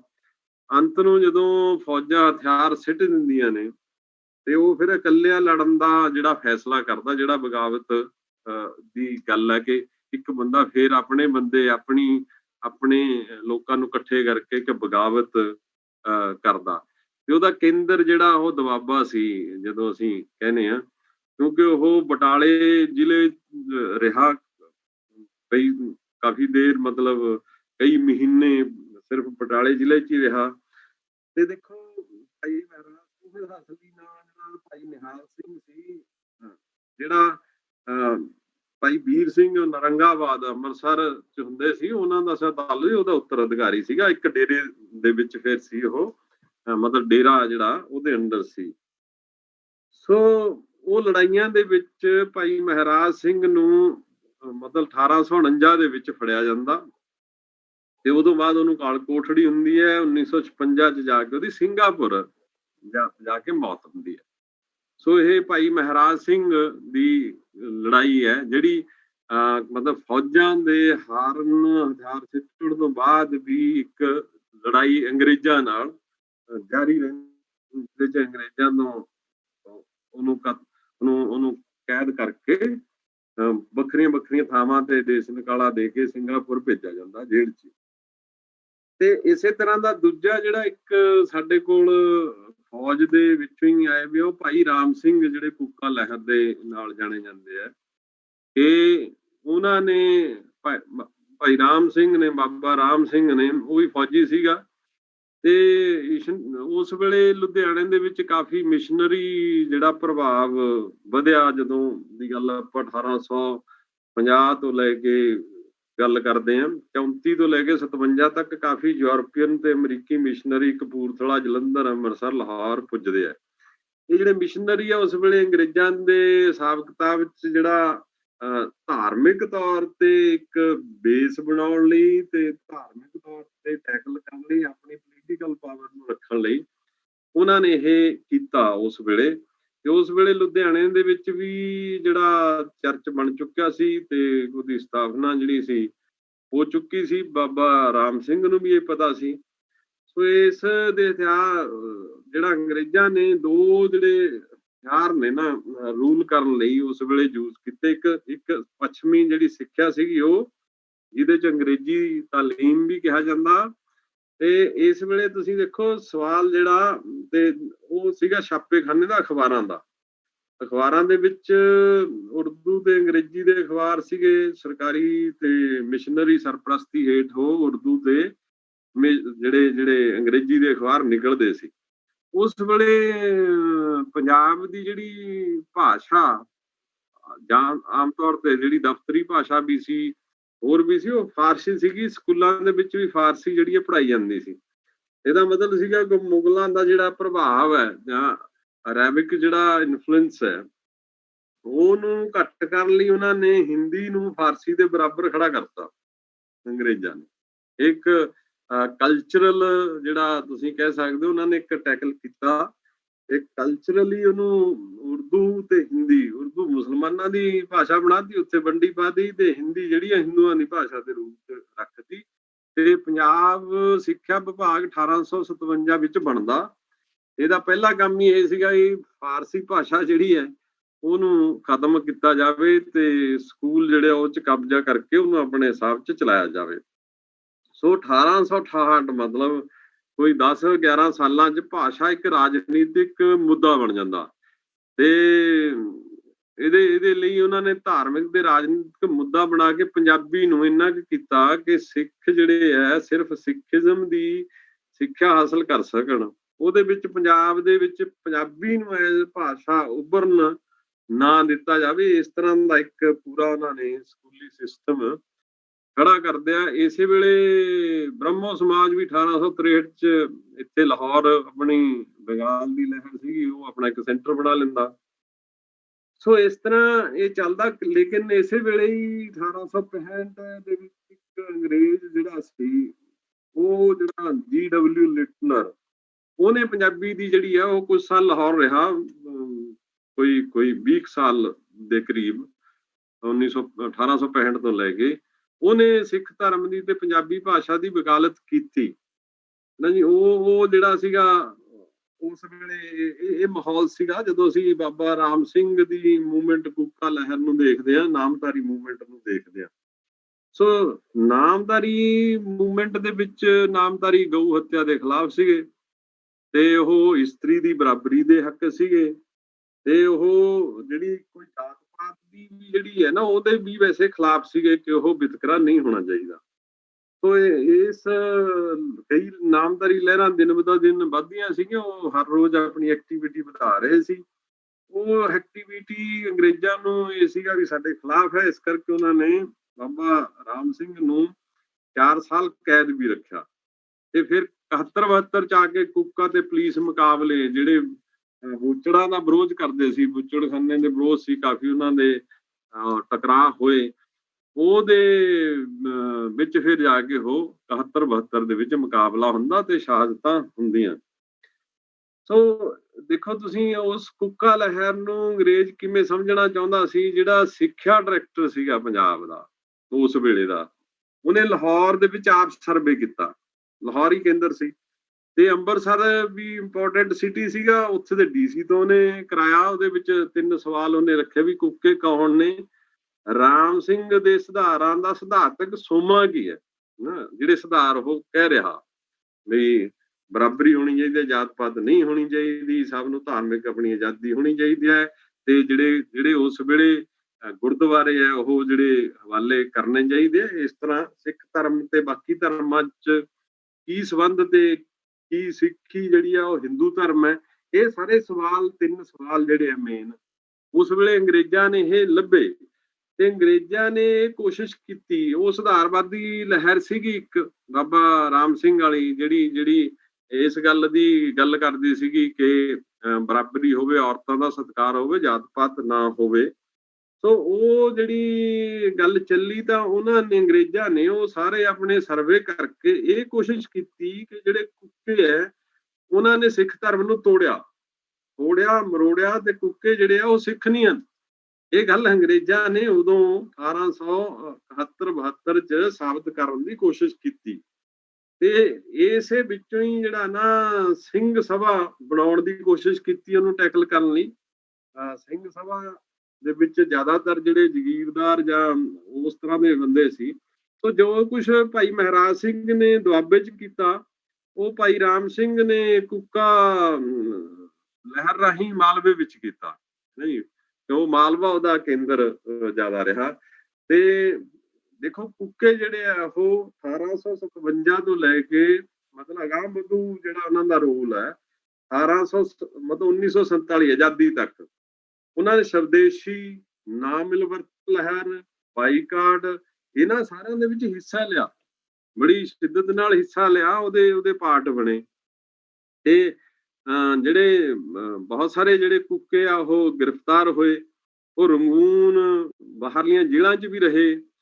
ਕਈ ਜਿਹੜੇ ਆ ਉਹ ਮਤਲਬ ਜਿਹੜੇ ਉਹਨਾਂ ਨੇ ਕੁਰਬਾਨੀਆਂ ਸਾਰੇ ਜੇਲ੍ਹਾਂ ਵਿੱਚ ਬਹੁਤ ਸਾਰੇ ਜਿਹੜੇ ਮਾਰੇ ਗਏ ਤੇ ਬਹੁਤ ਸਾਰਿਆਂ ਦੇ ਜੀਵਨ ਖਤਮ ਹੋ ਗਏ। ਪਰ ਉਹਨਾਂ ਦੀ ਇੱਕ ਖਾਸੀਅਤ ਹੈ ਵੀ ਕਿਸੇ ਕੁੱਕਾ ਜਿਹੜਾ ਸੀਗਾ, ਕੋਈ ਵੀ ਨਾਮਧਾਰੀ ਜਿਹੜੇ ਸੀ ਉਹਨਾਂ ਨੇ ਕੋਈ ਮਾਫੀਨਾਮਾ ਨਹੀਂ ਮੰਗਿਆ, ਰਹਿਮ ਦੀ ਅਪੀਲ ਨਹੀਂ ਕੀਤੀ। ਉਹਨਾਂ ਦਾ ਕੋਈ ਰਿਕਾਰਡ ਨਹੀਂ ਮਿਲਦਾ ਕਿ ਉਹਨਾਂ ਨੇ ਇੱਕ ਵੀ ਬੰਦੇ ਨੇ। ਸੋ ਇਸ ਲਈ ਜਦੋਂ 1947 ਦੀ ਵੰਡ ਵੀ ਹੁੰਦੀ ਹੈ, ਉਹਨਾਂ ਦੇ ਆਪਣੇ ਗੁਰੂ ਦੇ ਆਦੇਸ਼ ਅਨੁਸਾਰ ਦੰਗਿਆਂ ਦੌਰਾਨ ਕਿਸੇ ਨੇ ਵੀ ਕਿਸੇ ਮੁਸਲਮਾਨ ਨੂੰ ਨਹੀਂ ਲੁੱਟਿਆ ਤੇ ਕਿਸੇ ਵੀ ਮੁਸਲਮਾਨ ਦੀ ਜਾਇਦਾਦ ਤੇ ਕਬਜ਼ਾ ਨਹੀਂ ਕੀਤਾ ਉਹਨਾਂ ਨੇ ਤੇ ਕਿਸੇ ਵੀ ਔਰਤ ਨੂੰ ਉਹਨਾਂ ਨੇ ਜਬਰੀ ਆਪਣੇ ਘਰ ਨਹੀਂ ਰੱਖਿਆ। ਇਹ ਉਹ ਜਿਹੜੀ ਇੱਕ ਰੋਲ ਹੈ ਉਸ ਲਹਿਰ ਦੇ ਵਿੱਚ, ਆਜ਼ਾਦੀ ਦੀ ਲਹਿਰ ਦੇ ਵਿੱਚ ਸਵਦੇਸ਼ੀ ਹੋਣਾ, ਨਾ ਮਿਲ ਵਰਤਨ ਲਹਿਰ ਦਾ ਹੋਣਾ, ਬਾਈਕਾਟ ਕਰਨਾ ਵਸਤੂਆਂ ਦਾ, ਉਹਦੇ ਵਿੱਚ ਸਾਰਾ ਕੁਛ ਇਹ ਹੁੰਦਾ। ਇਹ 2 ਜਿਹੜੇ ਬੰਦੇ ਆ ਜਿਹੜੇ ਪਹਿਲੇ ਫੌਜੀ ਸੀਗੇ ਜਿਨ੍ਹਾਂ ਨੇ ਲੀਡ ਕੀਤਾ ਇੱਕ ਮੂਵਮੈਂਟ ਭਾਈ ਮਹਾਰਾਜ ਸਿੰਘ ਦੀ, ਦੂਜਾ ਜਿਹੜੀ ਨਾਮਧਾਰੀ ਮੂਵਮੈਂਟ ਹੈ ਉਹ ਆਜ਼ਾਦੀ ਤੱਕ ਆਉਂਦੀ ਹੈ। ਤੇ ਇਹਦੇ ਵਿੱਚ ਜਿਹੜੀ ਦੋ ਲਹਿਰਾਂ ਬਹੁਤ ਇੰਪੋਰਟੈਂਟ ਨੇ। ਗਦਰ ਲਹਿਰ ਹੈ ਜਿਹਦਾ ਐਂਡ ਤੱਕ ਤੁਹਾਨੂੰ ਈਵਨ ਹੁਣ ਤੱਕ ਉਹਦਾ ਅਸਰ ਮਿਲਦਾ ਤੁਹਾਨੂੰ। ਦੂਜੀ ਹੈਗੀ ਲਹਿਰ ਜਿਹੜੀ ਲਹਿਰ ਜਿਹਦੀ ਗੱਲ ਤੁਸੀਂ ਜ਼ਿਕਰ ਕੀਤਾ ਭਾਈ ਸੰਤੋਖ ਸਿੰਘ ਤੇ ਭਾਈ ਰਤਨ ਸਿੰਘ ਦਾ। ਸੋ ਗਦਰ ਲਹਿਰ ਜਿਹੜੀ ਹੈ ਉਹ ਪਹਿਲੀ ਇਨਕਲਾਬੀ ਲਹਿਰ ਜਿਹੜੀ ਹੈ ਉਹਨੂੰ ਕਿਹਾ ਜਾ ਸਕਦਾ ਕਿ ਪਹਿਲੀ ਇਨਕਲਾਬੀ ਲਹਿਰ ਸੀ। ਉਹ ਪਹਿਲੀ ਇਨਕਲਾਬੀ ਲਹਿਰ 14 ਤੋਂ ਜਿਹੜਾ 18 ਦਾ ਜਿਹੜਾ ਦੌਰ ਹੈ ਉਹਦੇ ਮੁੱਖ ਤੌਰ ਤੇ ਸੀਗਾ ਵੀ ਹਥਿਆਰਬੰਦ ਬਗਾਵਤ ਕੀਤੀ ਜਾਵੇ। ਤੇ ਇਹ 1913 ਚ ਜਿਹੜਾ ਹੋਇਆ, ਇਹ ਸ਼ੁਰੂ ਹੋਇਆ, ਉਹ ਇਹ ਨਹੀਂ ਵੀ ਅਚਾਨਕ ਸ਼ੁਰੂ ਹੋ ਗਿਆ। ਉਹ ਪਤਾ ਨਹੀਂ ਸਰਗਰਮ ਜਿੰਨੀਆਂ ਧਿਰਾਂ ਸਮਾਜਿਕ ਰਾਜਨੀਤਿਕ ਤੌਰ ਤੇ ਸੀਗੀਆਂ, ਜਿੰਨੇ ਵੀ ਅਗਾਂਹ ਵਧੂ ਸਨ, ਉਹ ਰਾਸ਼ਟਰਵਾਦੀ ਲਹਿਰ ਨੂੰ ਦੇਖਦੇ ਸੀ। ਅਸਲ ਚ ਜਿਹੜਾ ਗਦਰੀ ਬਾਬਿਆਂ ਨੂੰ, ਮਤਲਬ ਗਦਰੀ ਬਾਬੇ ਆਖਿਆ ਗਿਆ ਉਹਨਾਂ ਦੀਆਂ ਕੁਰਬਾਨੀਆਂ ਕਰਕੇ, ਹਨਾ, ਅੱਜ ਵੀ ਅਸੀਂ ਉਹਨੂੰ ਗਦਰੀ ਬਾਬੇ ਹੀ ਕਹਿੰਦੇ ਆ। ਉਹਨਾਂ ਕੌਮੀ ਤੇ ਮਨੁੱਖੀ ਹੈ ਨਾ, ਇਹ ਸਮਝਣ ਦੀ ਲੋੜ ਹੈ ਵੀ ਉਹਦੀ ਭਾਰਤੀ ਆਜ਼ਾਦੀ ਲਈ ਵੀ ਲੜੋ ਤੇ ਮਨੁੱਖੀ ਆਜ਼ਾਦੀ ਲਈ ਵੀ ਲੜੋ। ਉਹਦੀ ਜਿਹੜੀ ਜਾਗ ਆ ਉਹ ਗਦਰੀਆਂ ਨੇ ਲਾਈ, ਤੇ ਗਦਰੀਆਂ ਨੇ ਪੂਰਨ ਆਜ਼ਾਦੀ ਦਾ ਜਿਹੜਾ ਸੰਕਲਪ ਹੈ ਉਹ ਵੀ ਹਿੰਦੁਸਤਾਨ ਨੂੰ ਉਹ ਦਿੱਤਾ, ਜਿਹੜਾ ਉਦੋਂ ਤੱਕ ਨਹੀਂ ਸੀਗਾ। ਗਦਰੀਆਂ ਦੀ ਦੇਣ ਆ। ਉਹ ਤੋਂ ਬਾਅਦ MN ਰਾਏ ਤੇ ਵਾਨੀ ਮੁਖਰਜੀ ਨੇ ਜਿਹੜਾ 1922 ਦਾ ਕਾਂਗਰਸ ਦਾ ਦੋ ਸੈਸ਼ਨ ਹੈ, ਉਹਦੇ ਵਿੱਚ ਉਹਨਾਂ ਨੇ ਜਿਹੜਾ ਇੱਕ ਲਿਖਤੀ ਰੂਪ ਚ ਪੈਂਫਲੇਟ ਵੰਡਿਆ। ਉਹਦੇ ਵਿੱਚ ਪਹਿਲੇ ਉਹ ਸੀਗੇ ਜਿਹੜੇ ਉਹਨਾਂ ਨੂੰ ਉੱਥੇ ਹਿੰਦੁਸਤਾਨ ਲੈਵਲ ਤੇ ਲੈ ਕੇ ਗਏ, ਲੇਕਿਨ ਇਹਦੀ ਜਿਹੜੀ ਜਾਗ ਹੈ ਉਹ ਗਦਰੀਆਂ ਨੇ ਲਾਈ। ਹੁਣ ਤੁਸੀਂ ਇਹ ਦੇਖੋ ਕਿ ਇਹ ਗਦਰੀ ਜਿਹੜੇ ਸੀਗੇ ਬੇਸਿਕਲੀ ਤਾਂ ਆਪਣੀ ਆਰਥਿਕ ਮੰਦਹਾਲੀ ਲਈ ਬਾਹਰ ਗਏ ਹੋਏ ਲੋਕ ਸੀ, ਕਿ ਉਦੋਂ ਪੰਜਾਬ ਦੇ ਵਿੱਚ ਕਾਫੀ ਡਿਫਿਕਲਟ ਸੀਗਾ ਸਮਾਂ, ਕਿ ਪਗੜੀ ਸੰਭਾਲ ਜੱਟਾ ਲਹਿਰ ਵੀ ਉੱਠੀ, ਕਿਸਾਨੀ ਦੀ ਮਾੜੀ ਹਾਲਤ ਸੀਗੀ, ਤੇ ਪੰਜਾਬੀ ਇੱਥੋਂ ਜਾ ਰਹੇ ਸੀਗੇ। ਤੇ ਉਹਨਾਂ ਚੋਂ ਜ਼ਿਆਦਾਤਰ ਜਿਹੜੇ ਮੁੱਢਲੇ ਕੇਂਦਰ ਹੈ ਉਹ ਵੈਂਕੂਵਰ ਤੇ ਵਿਕਟੋਰੀਆ ਹੀ ਹੈ। ਉਹ ਮੁੱਢਲੇ ਕੇਂਦਰ ਹੈ ਗਦਰ ਦੇ, ਜਿੱਥੇ ਗਦਰੀ ਗਏ। ਤੇ ਸੈਨ ਫਰਾਂਸਿਸਕੋ ਤੋਂ ਬਾਅਦ ਚ ਜਾ ਕੇ 1913 ਚ ਗਦਰ ਪਾਰਟੀ ਦਾ ਗਠਨ ਹੋਇਆ। ਉਹ ਤੋਂ ਪਹਿਲਾਂ ਜਿਹੜੇ ਗਦਰੀ ਹੈ ਉਹ ਵੱਖਰੇ ਵੱਖਰੇ ਸ਼ਹਿਰਾਂ ਦੇ ਵਿੱਚ ਗਏ। ਤੁਸੀਂ ਹੁਣ 1880 ਦੇ ਵਿੱਚ ਪਨਾਮਾ, ਕੈਨੇਡਾ ਚ ਵੀ ਪਨਾਮਾ ਚ ਵੀ ਪੰਜਾਬ ਨਾਲੋਂ 12 ਗੁਣਾ ਦਿਹਾੜੀ ਦਾ ਰੇਟ ਸੀਗਾ, ਵੇਜ ਰੇਟ, ਜਿਵੇਂ ਅੱਜ ਵੀ ਬਹੁਤ ਵੱਡਾ ਡਿਫਰੈਂਸ ਹੈ, ਉਦੋਂ ਵੀ ਸੀਗਾ। ਉਦੋਂ ਲੋਕ ਆਪਣੀ ਜ਼ਮੀਨ ਗਹਿਣੇ ਰੱਖ ਕੇ ਉਹ ਕਰਜ਼ਾ ਲੈ ਕੇ ਜਾਂਦੇ ਸੀਗੇ। ਉਦੋਂ ਬਹੁਤ ਸਾਰੇ ਲੋਕ ਜ਼ਮੀਨ ਵੇਚ ਵੀ ਜਾਂਦੇ ਸੀ, ਕਿ ਉੱਥੇ ਜਾ ਕੇ ਕਮਾਉਣਾ, ਫਿਰ ਉਹਨਾਂ ਨੇ ਪਿੱਛੇ ਭੇਜਣਾ, ਇੱਥੋਂ ਆਪਣੀ ਜ਼ਮੀਨ ਛੁਡਾ ਵੀ ਲੈਣੀ, ਗਹਿਣੇ ਕਰ ਦੇਣੀ ਜਾਂ ਕੁਝ ਹੋਰ ਕਰਨਾ। ਸੋ ਇਹ ਜਿਹੜੇ ਗਦਰੀ ਸੀਗੇ ਉਹ ਜਿਹੜੇ ਸੀ ਗਏ ਇਸ ਲਈ ਸੀ। ਹੌਲੀ ਹੌਲੀ ਮਤਲਬ ਉਹ ਜਿਹੜੀ ਉਹਨਾਂ ਦੀ ਗਿਣਤੀ ਹੈ ਉਹ ਤਾਂ ਹੌਲੀ ਹੌਲੀ ਵਧੀ ਆ। ਉੱਥੇ ਜਦੋਂ ਆਪਾਂ ਗੱਲ ਕਰਦੇ ਹਾਂ ਕਿ ਵੈਂਕੂਵਰ ਦੇ ਵਿੱਚ ਜਦੋਂ ਜਾਂਦੇ ਆ, ਤੇ ਇਹ 1904 ਦੇ ਵਿੱਚ ਪਹਿਲਾ ਜੱਥਾ ਜਿਹੜਾ, ਜਿਹਦੀ ਰਿਕਾਰਡ ਮਿਲਦਾ ਕਿ ਪੰਜਾਬੀਆਂ ਦਾ ਪਹਿਲਾ ਜੱਥਾ 1904 ਚ ਉਤਰਿਆ।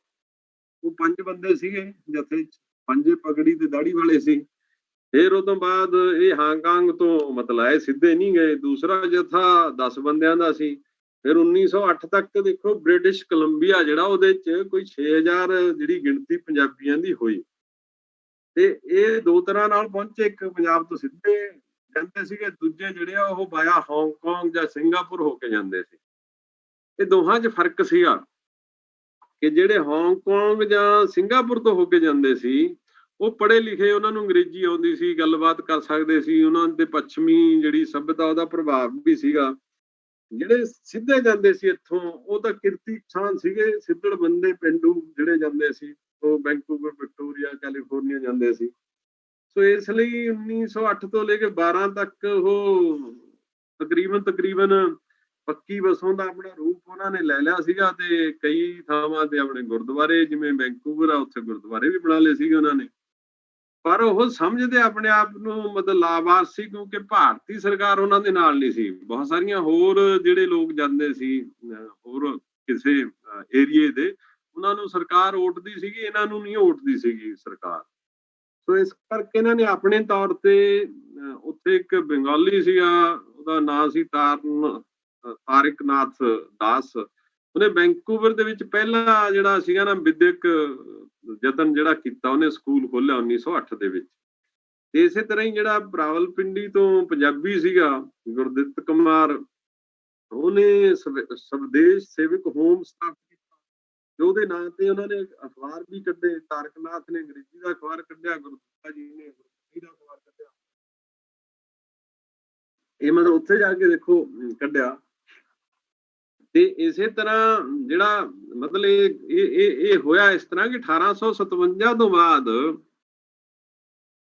ਜਿਹੜੇ ਸਿੱਖ ਰਾਜੇ ਰਜਵਾੜੇ ਹੈ, ਉਹ ਜਿਹੜੇ ਸਾਮਰਾਜੀਆਂ ਦੇ ਰਾਜਨੀਤਿਕ ਭਾਈਵਾਲ ਬਣ ਗਏ।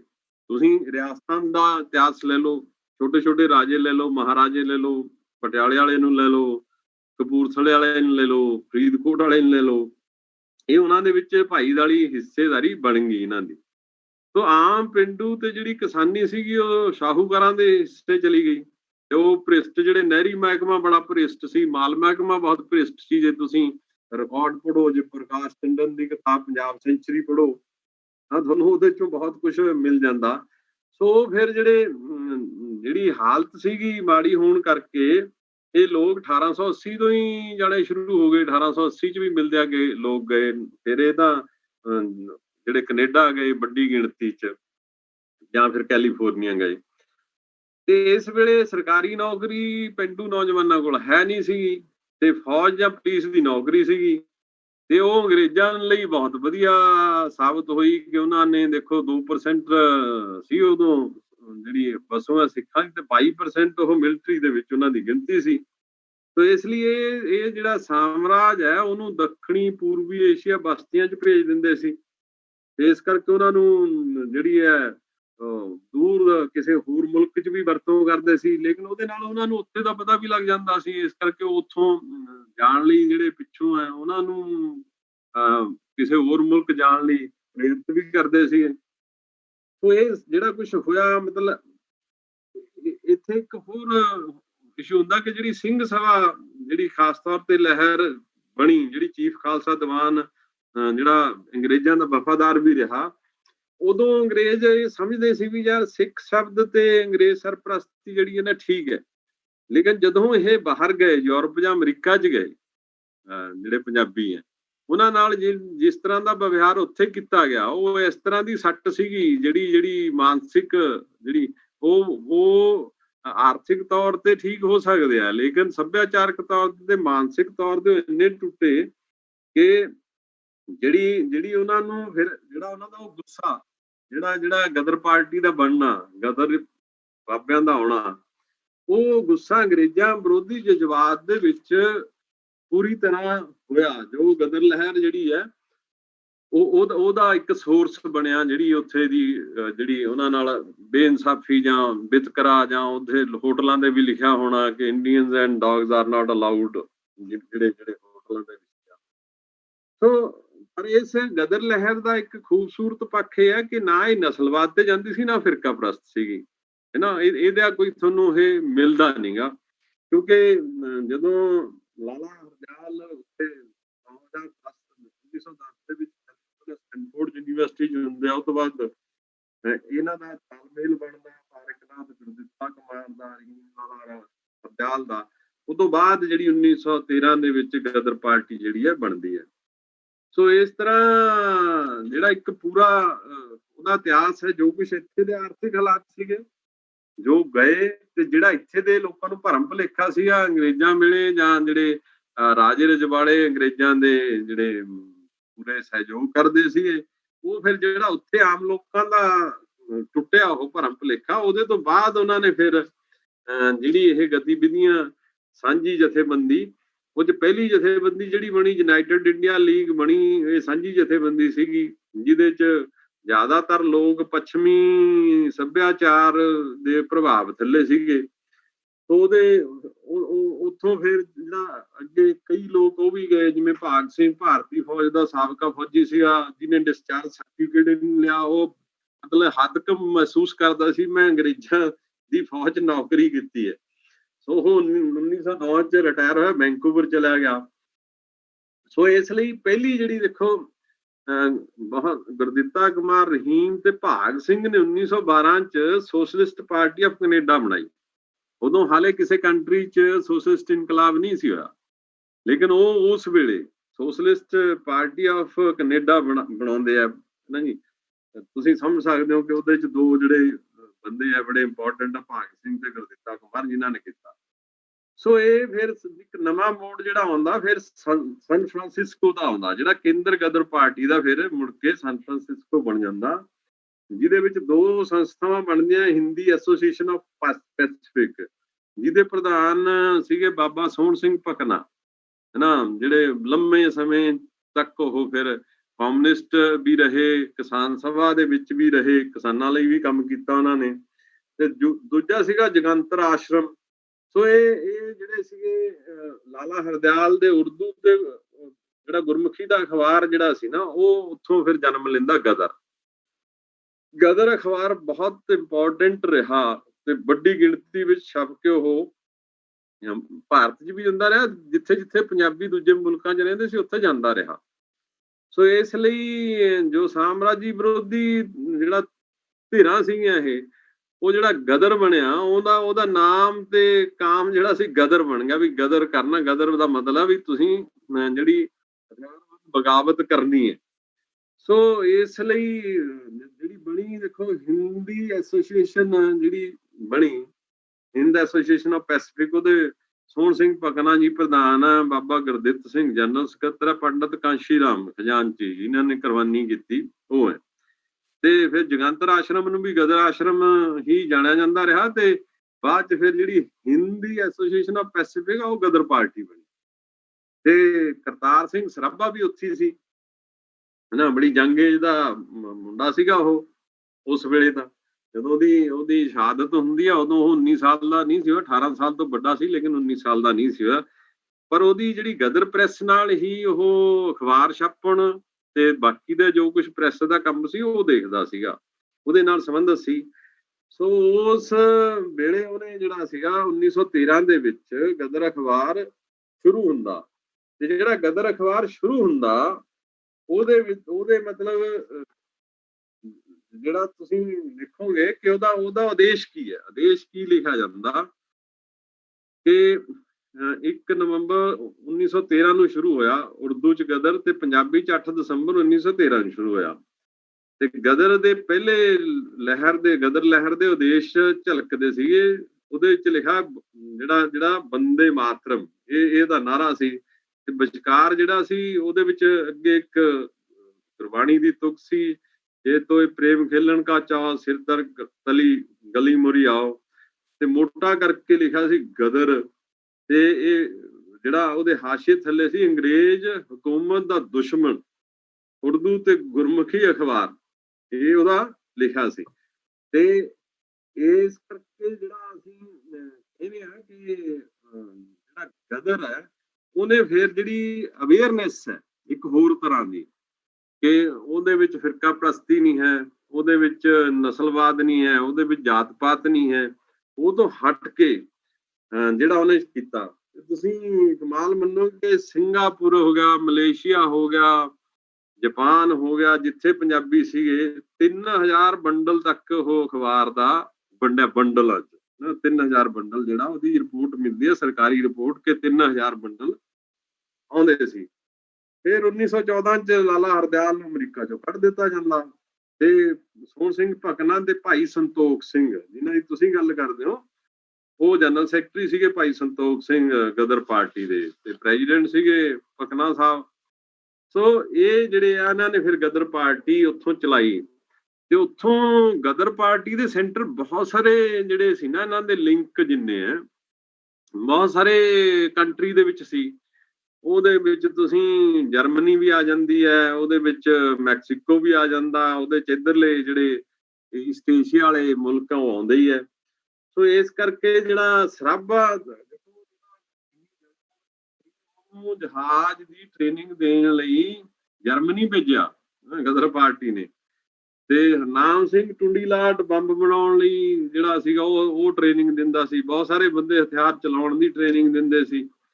ਤੇ ਟੀਚਾ ਸੀਗਾ ਵੀ ਹਥਿਆਰਬੰਦ ਬਗਾਵਤ ਰਾਹੀਂ ਅੰਗਰੇਜ਼ਾਂ ਨੂੰ ਬਾਹਰ ਕੱਢ ਕੇ ਆਜ਼ਾਦ ਗਣਤੰਤਰ ਦੀ ਸਥਾਪਨਾ, ਆਜ਼ਾਦ ਗਣਤੰਤਰ, ਇੰਡੀਪੈਂਡੈਂਟ ਮਤਲਬ ਰਿਪਬਲਿਕ ਜਿਹੜੀ ਹੈ ਉਹਨੂੰ ਬਣਾਉਣਾ, ਇਹ ਇਹਦਾ ਸੀ। ਤੇ ਨਾਰਾ ਸੀਗਾ ਆਜ਼ਾਦੀ ਜਾਂ ਮੌਤ। ਕਿੱਡੀ ਮਤਲਬ ਇਨਕਲਾਬੀ ਜਿਹੜੀ ਹੈ ਇੱਕ ਨਾਰਾ, ਸਲੋਗਨ ਹੈ ਕਿ ਆਜ਼ਾਦੀ ਜਾਂ ਮੌਤ ਦਾ। ਸੋ ਸਿੱਟਾ ਇਹ ਸੀਗਾ ਕਿ ਤਰੀਕਿਆਂ ਨਾਲ ਆਜ਼ਾਦੀ ਕਰਾਉਣ ਲਈ ਉਹਨਾਂ ਨੇ ਕੋਸ਼ਿਸ਼ ਕੀਤੀ। ਪਰ ਇਹਦੇ ਤੋਂ ਇਹ ਵੀ ਨਹੀਂ ਕੱਢਣਾ ਚਾਹੀਦਾ ਕਿ ਜਿਹੜੇ ਗਦਰੀ ਸੀਗੇ, ਜਿੰਨਾ ਤੁਸੀਂ ਉਹਨਾਂ ਦਾ ਜੀਵਨ ਪੜ੍ਹਦੇ ਹੋ ਹਰੇਕ ਗਦਰੀ ਦਾ, ਜਿੰਨੀਆਂ ਉਹਨਾਂ ਦੀਆਂ ਕੁਰਬਾਨੀਆਂ ਨੇ, ਉਹਦੇ ਚ ਇਹ ਨਹੀਂ ਗਾ ਕਿ ਉਹ ਸਿਰਫ ਹਥਿਆਰਬੰਦ ਤਰੀਕੇ ਨਾਲ ਹੀ ਆਜ਼ਾਦੀ ਕਰਾਉਣ ਵਿੱਚ ਲੱਗੇ ਹੋਏ ਸੀ। ਐਸਾ ਨਹੀਂ ਹੈ।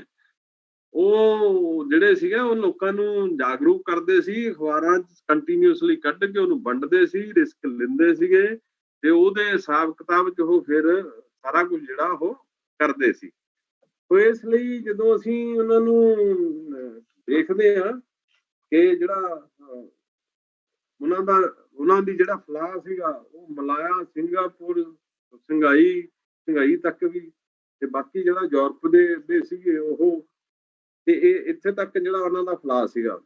ਸੋ ਇਹ ਸੀ ਕਿ ਉਹਨਾਂ ਨੇ ਧਰਮ ਤੇ ਦੇਸ਼ ਭਗਤੀ ਦੇ ਸੰਬੰਧਾਂ ਦੀ ਠੀਕ ਵਿਆਖਿਆ ਕੀਤੀ। ਉਹ ਪਹਿਲੀ ਸੀ ਕਿ ਧਰਮ ਜਿਹੜਾ ਆਪਣਾ ਨਿੱਜੀ ਮਸਲਾ ਤੇ ਉਹਨੂੰ ਜਿਹੜਾ ਦੇਸ਼ ਭਗਤੀ ਦੇ ਗੱਲਾਂ 'ਚ ਲਿਆ ਕੇ ਉਹ ਜਿਹੜਾ ਸੀਗਾ, ਇਸ ਲਈ ਉਹ ਲਾਮਿਸਾਲ ਆਪਾਂ ਕਹਿ ਸਕਦੇ ਹਾਂ ਕਿ ਉਹਨਾਂ ਅਨੁਸਾਰ 10ਵੇਂ ਗੁਰੂ ਲਾਮਿਸਾਲ ਦੇਸ਼ ਭਗਤ ਸਨ। ਉਹ ਗਦਰੀ ਕਹਿੰਦੇ ਆ ਨਾ ਜੀ। ਜਦੋਂ ਤੁਸੀਂ ਭਾਈ ਸੰਤੋਖ ਸਿੰਘ ਦੀ ਗੱਲ ਕਰਦੇ ਹੋ ਤਾਂ ਉਹ ਜਿਹੜਾ ਉੱਥੋਂ ਸ਼ੁਰੂ ਹੁੰਦੇ ਆ। ਸੋ ਸਿੱਖੀ ਜਾਤੀ ਜਾਂ ਸੰਪਰਦਾ ਹਿੱਤਾਂ ਦੀ ਪੂਰਤੀ ਦਾ ਸਾਧਨ ਨਹੀਂ ਹੈ, ਉਹਨਾਂ ਨੇ ਇਹ ਗੱਲ ਕੀਤੀ।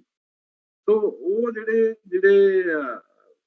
ਸਾਰਾ ਕੁਝ ਹੈ ਇਹ ਇੱਕ ਚੱਲ ਰਿਹਾ। ਇਹਦੇ ਤੋਂ ਬਾਅਦ ਇੱਕ ਘਟਨਾ ਹੁੰਦੀ ਹੈ ਜਿਹੜੀ ਕਾਮਾਗਾਟਾ ਮਾਰੂ ਦੀ ਹੈ, ਜਿਹੜੀ ਤੁਸੀਂ ਕਹਿ ਸਕਦੇ ਹੋ ਕਿ ਕਾਮਾਗਾਟਾ ਮਾਰੂ ਬਾਬਾ ਗੁਰਦਿੱਤ ਸਿੰਘ ਕਾਫੀ ਵੱਡਾ ਬਿਜ਼ਨਸਮੈਨ ਸੀ ਤੇ ਉਹਦੇ ਹਾਂਗਕਾਂਗ ਦੇ ਵਿੱਚ ਕਾਫੀ ਰਿਲੇਸ਼ਨ ਸੀਗੇ, ਤੇ ਉਹਨਾਂ ਨੇ ਕਾਮਾਗਾਟਾ ਮਾਰੂ ਜਾਪਾਨ ਦੀ ਕੰਪਨੀ ਜਿਹੜੀ ਆ ਉਹਦੇ ਤੋਂ ਇਹ ਜਹਾਜ਼ ਕਿਰਾਏ ਤੇ ਲਿਆ।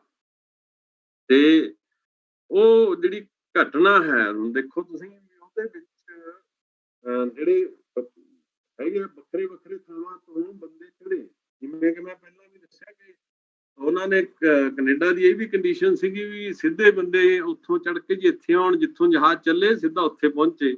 ਇਸ ਲਈ ਉਹ ਸ਼ੁਰੂ ਹੋਇਆ ਕਿ ਹਾਂਗਕਾਂਗ ਤੋਂ ਇਹ ਜਹਾਜ਼ ਜਿਹੜਾ ਨਾ ਚਲਾਇਆ ਜਾਵੇ।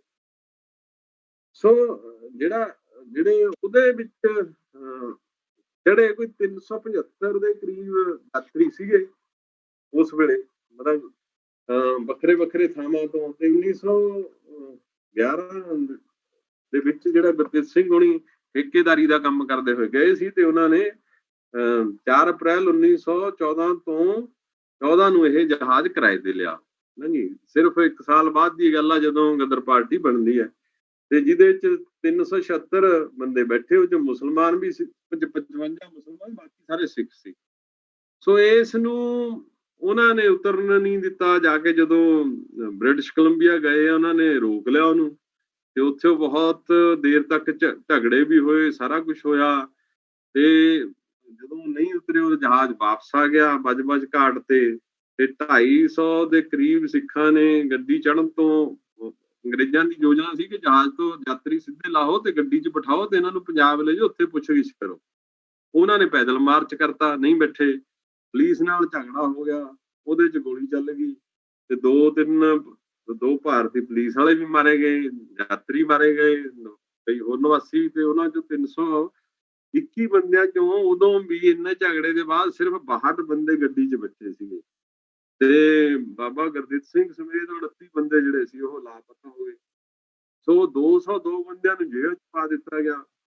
ਸੋ ਇਹ ਜਿਹੜਾ ਸੀ, ਮਤਲਬ ਕੈਦੀਆਂ ਨੂੰ ਜਨਵਰੀ 'ਚ ਛੱਡ ਦਿੱਤਾ ਗਿਆ, ਪਰ 31 ਜਿਹੜੇ ਆ ਉਹ ਜੇਲ੍ਹ 'ਚ ਨਜ਼ਰਬੰਦ ਰਹੇ। ਉਹਨਾਂ 'ਚ ਬਹੁਤ ਕੁਛ ਬੰਦੇ ਜਿਹੜੇ ਆ ਦੇਖੋ 1915 ਦੇ, ਉਹ 1933 'ਚ ਵੀ ਨਜ਼ਰਬੰਦ ਸੀਗੇ।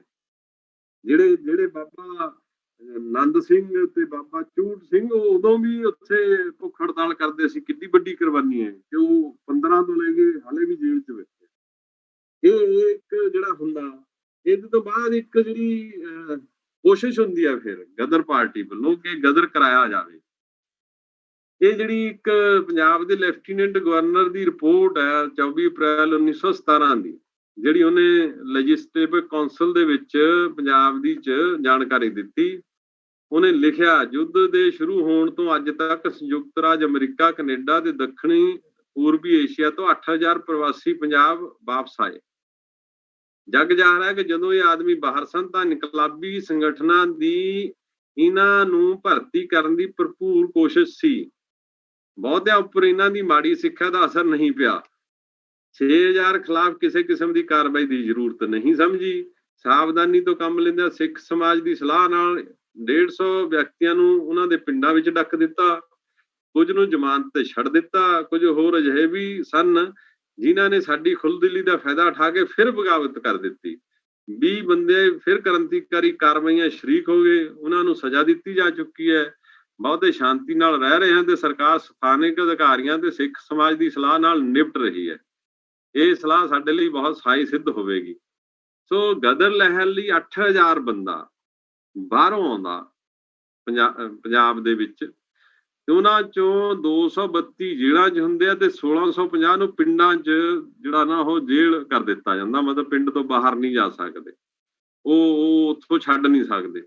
ਸੋ ਇਹਦੇ 'ਚ 3 ਮੁਕੱਦਮੇ ਇਕੱਲੇ ਲਾਹੌਰ 'ਚ ਹੀ ਚੱਲੇ ਤੇ ਅਪ੍ਰੈਲ ਤੋਂ ਸਤੰਬਰ ਤੱਕ ਮੁਕੱਦਮੇ ਚੱਲੇ ਤੇ ਇਹਨਾਂ 3 ਕੇਸਾਂ 'ਚ ਕੁੱਲ 19 ਬੰਦੇ ਜਿਹੜੇ ਉਹਨਾਂ ਨੂੰ ਫਾਂਸੀ ਦੀ ਸਜ਼ਾ ਹੋਈ, 94 ਨੂੰ ਉਮਰ ਕੈਦ ਹੋਈ ਤੇ ਹੋਰ ਸਜ਼ਾਵਾਂ ਹੋਈਆਂ। ਜਿਹੜਾ ਭਗਤ ਸਿੰਘ ਦੀ ਗੱਲ ਕਰਦੇ ਆ, ਉਹ ਜਿਹੜੇ 19 ਬੰਦੇ ਗਦਰੀ ਜਿਹੜੇ ਬਾਬੇ ਸੀਗੇ, ਉਹਨਾਂ ਤੋਂ ਭਗਤ ਸਿੰਘ ਵੀ ਪ੍ਰਭਾਵਿਤ ਹੋਇਆ। ਉਹ ਆਪਣੀ ਜੇਬ 'ਚ ਕਰਤਾਰ ਸਿੰਘ ਸਰਾਭੇ ਦੀ ਫੋਟੋ ਰੱਖਦਾ ਸੀ, ਉਹਨੂੰ ਆਪਣਾ ਗੁਰੂ ਮੰਨਦਾ ਸੀਗਾ। ਤੇ ਇਸ ਲਈ ਇੱਕ ਕੋਸ਼ਿਸ਼ ਸੀਗੀ, ਇਹੀ ਇਕੱਲੀ ਨਹੀਂ ਸੀ, ਗਦਰੀਆਂ ਨੇ ਜਿਹੜੇ ਜਿੱਥੇ ਹੋਰ ਮੁਲਕਾਂ 'ਚ ਭਾਰਤੀ ਪੰਜਾਬੀ ਫੌਜੀ ਸੀਗੇ, ਉੱਥੇ ਵੀ ਉਹਨਾਂ ਨੇ ਕੋਸ਼ਿਸ਼ ਕੀਤੀ ਕਿ ਜਿਹੜਾ ਗਦਰ ਕਰਾਇਆ ਜਾਵੇ ਤੇ ਗਦਰ ਜਿਹੜੀ ਹੈ ਉਹ ਹੋਵੇ।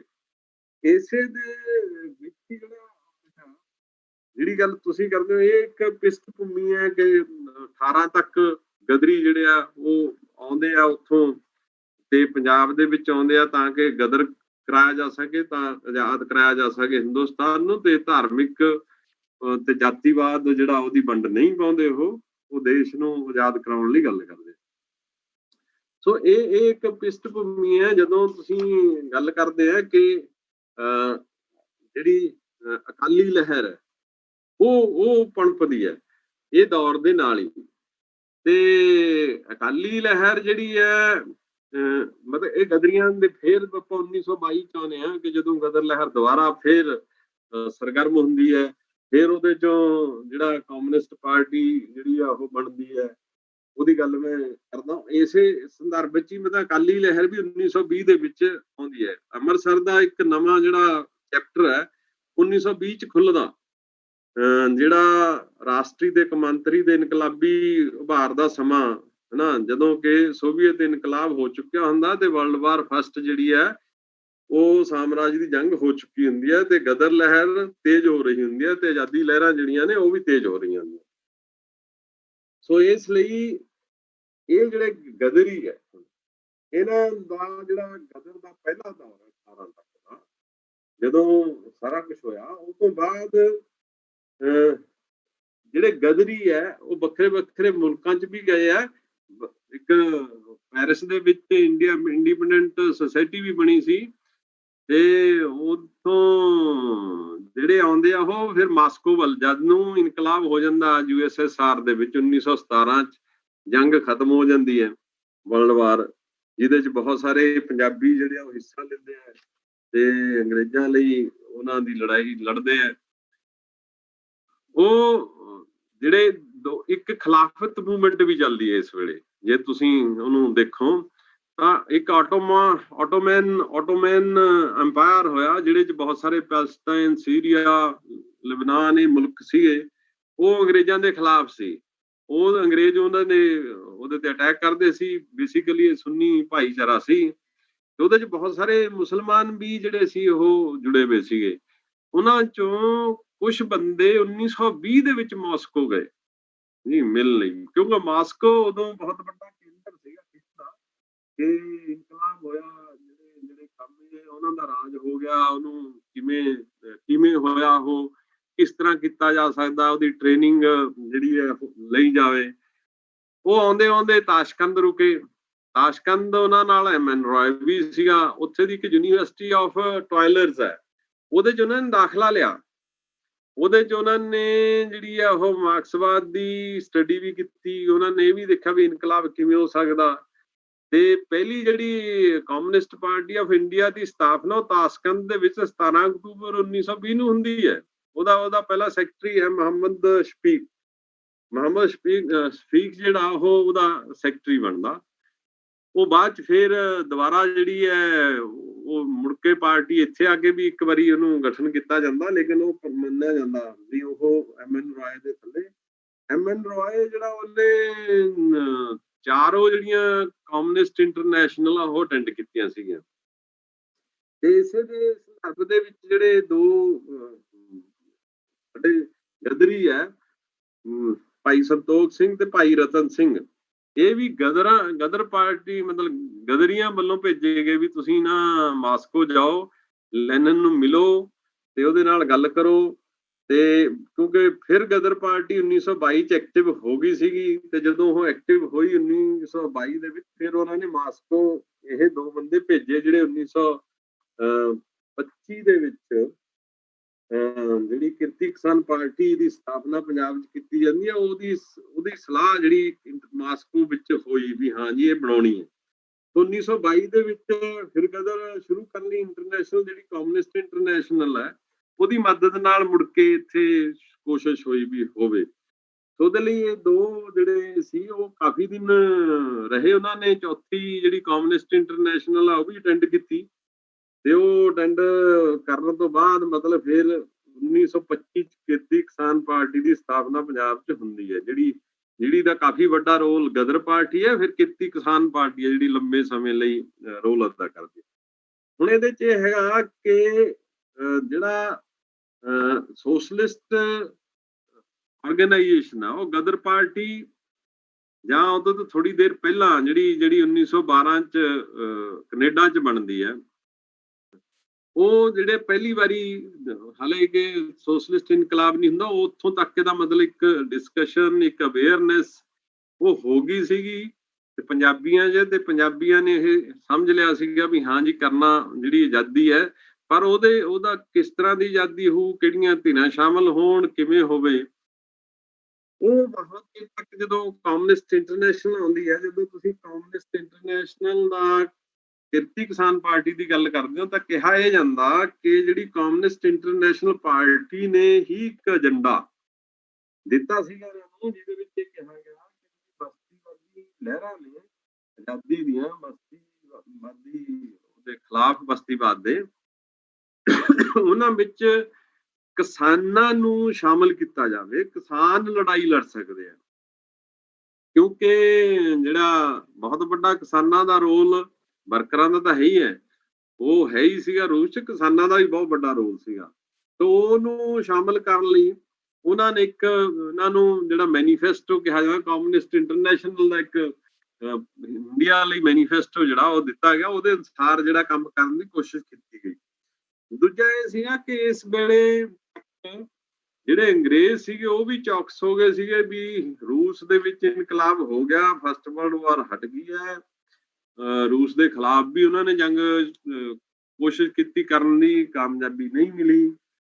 ਇਸ ਲਈ ਜਿਹੜਾ ਇੱਕ ਪਸ਼ਾਵਰ ਕਨਸਪੀਰੇਸੀ ਕੇਸ ਹੈ ਜਿਹਦੇ ਵਿੱਚ ਖਿਲਾਫਤ ਮੂਵਮੈਂਟ ਵਾਲੇ ਕਾਫੀ ਲੀਡਰ ਜਿਹੜੇ ਫੜੇ ਜਾਂਦੇ ਆ ਤੇ ਉਹਨਾਂ ਨੂੰ ਮੌਤ ਦੀ ਸਜ਼ਾ ਵੀ ਹੁੰਦੀ ਹੈ। ਅੰਗਰੇਜ਼ਾਂ ਦੇ ਕੇਸਾਂ ਦੇ ਵਿੱਚ ਬਾਰ-ਬਾਰ ਬੋਲਸ਼ਵਿਕ ਕਨਸਪੀਰੇਸੀ ਦਾ ਜ਼ਿਕਰ ਆਉਂਦਾ ਕਿ ਇਹ ਜਿਹੜੇ ਹੈ ਮਾਸਕੋ ਦੇ ਏਜੰਟ ਹੈ ਤੇ ਬੋਲਸ਼ਵਿਕ ਦੇ ਏਜੰਟ ਹੈ, ਇੱਥੇ ਇਹ ਅੰਗਰੇਜ਼ਾਂ ਦੇ ਖਿਲਾਫ ਇਨਕਲਾਬ ਕਰਨਾ ਚਾਹੁੰਦੇ ਆ, ਇਹ ਜਿਹੜਾ ਆਉਂਦਾ। ਤੇ ਉਹ ਕਮਿਊਨਿਸਟ ਜਿਹੜੀ ਪਾਰਟੀ ਹੈ ਜਾਂ ਐਕਟੀਵਿਟੀਜ਼ ਹੈ ਉਹਨਾਂ ਦੇ ਉੱਤੇ ਖਾਸ ਨਜ਼ਰ ਰੱਖੀ ਜਾਂਦੀ ਹੈ, ਉਹਨਾਂ ਦੇ ਖਿਲਾਫ ਹੈ।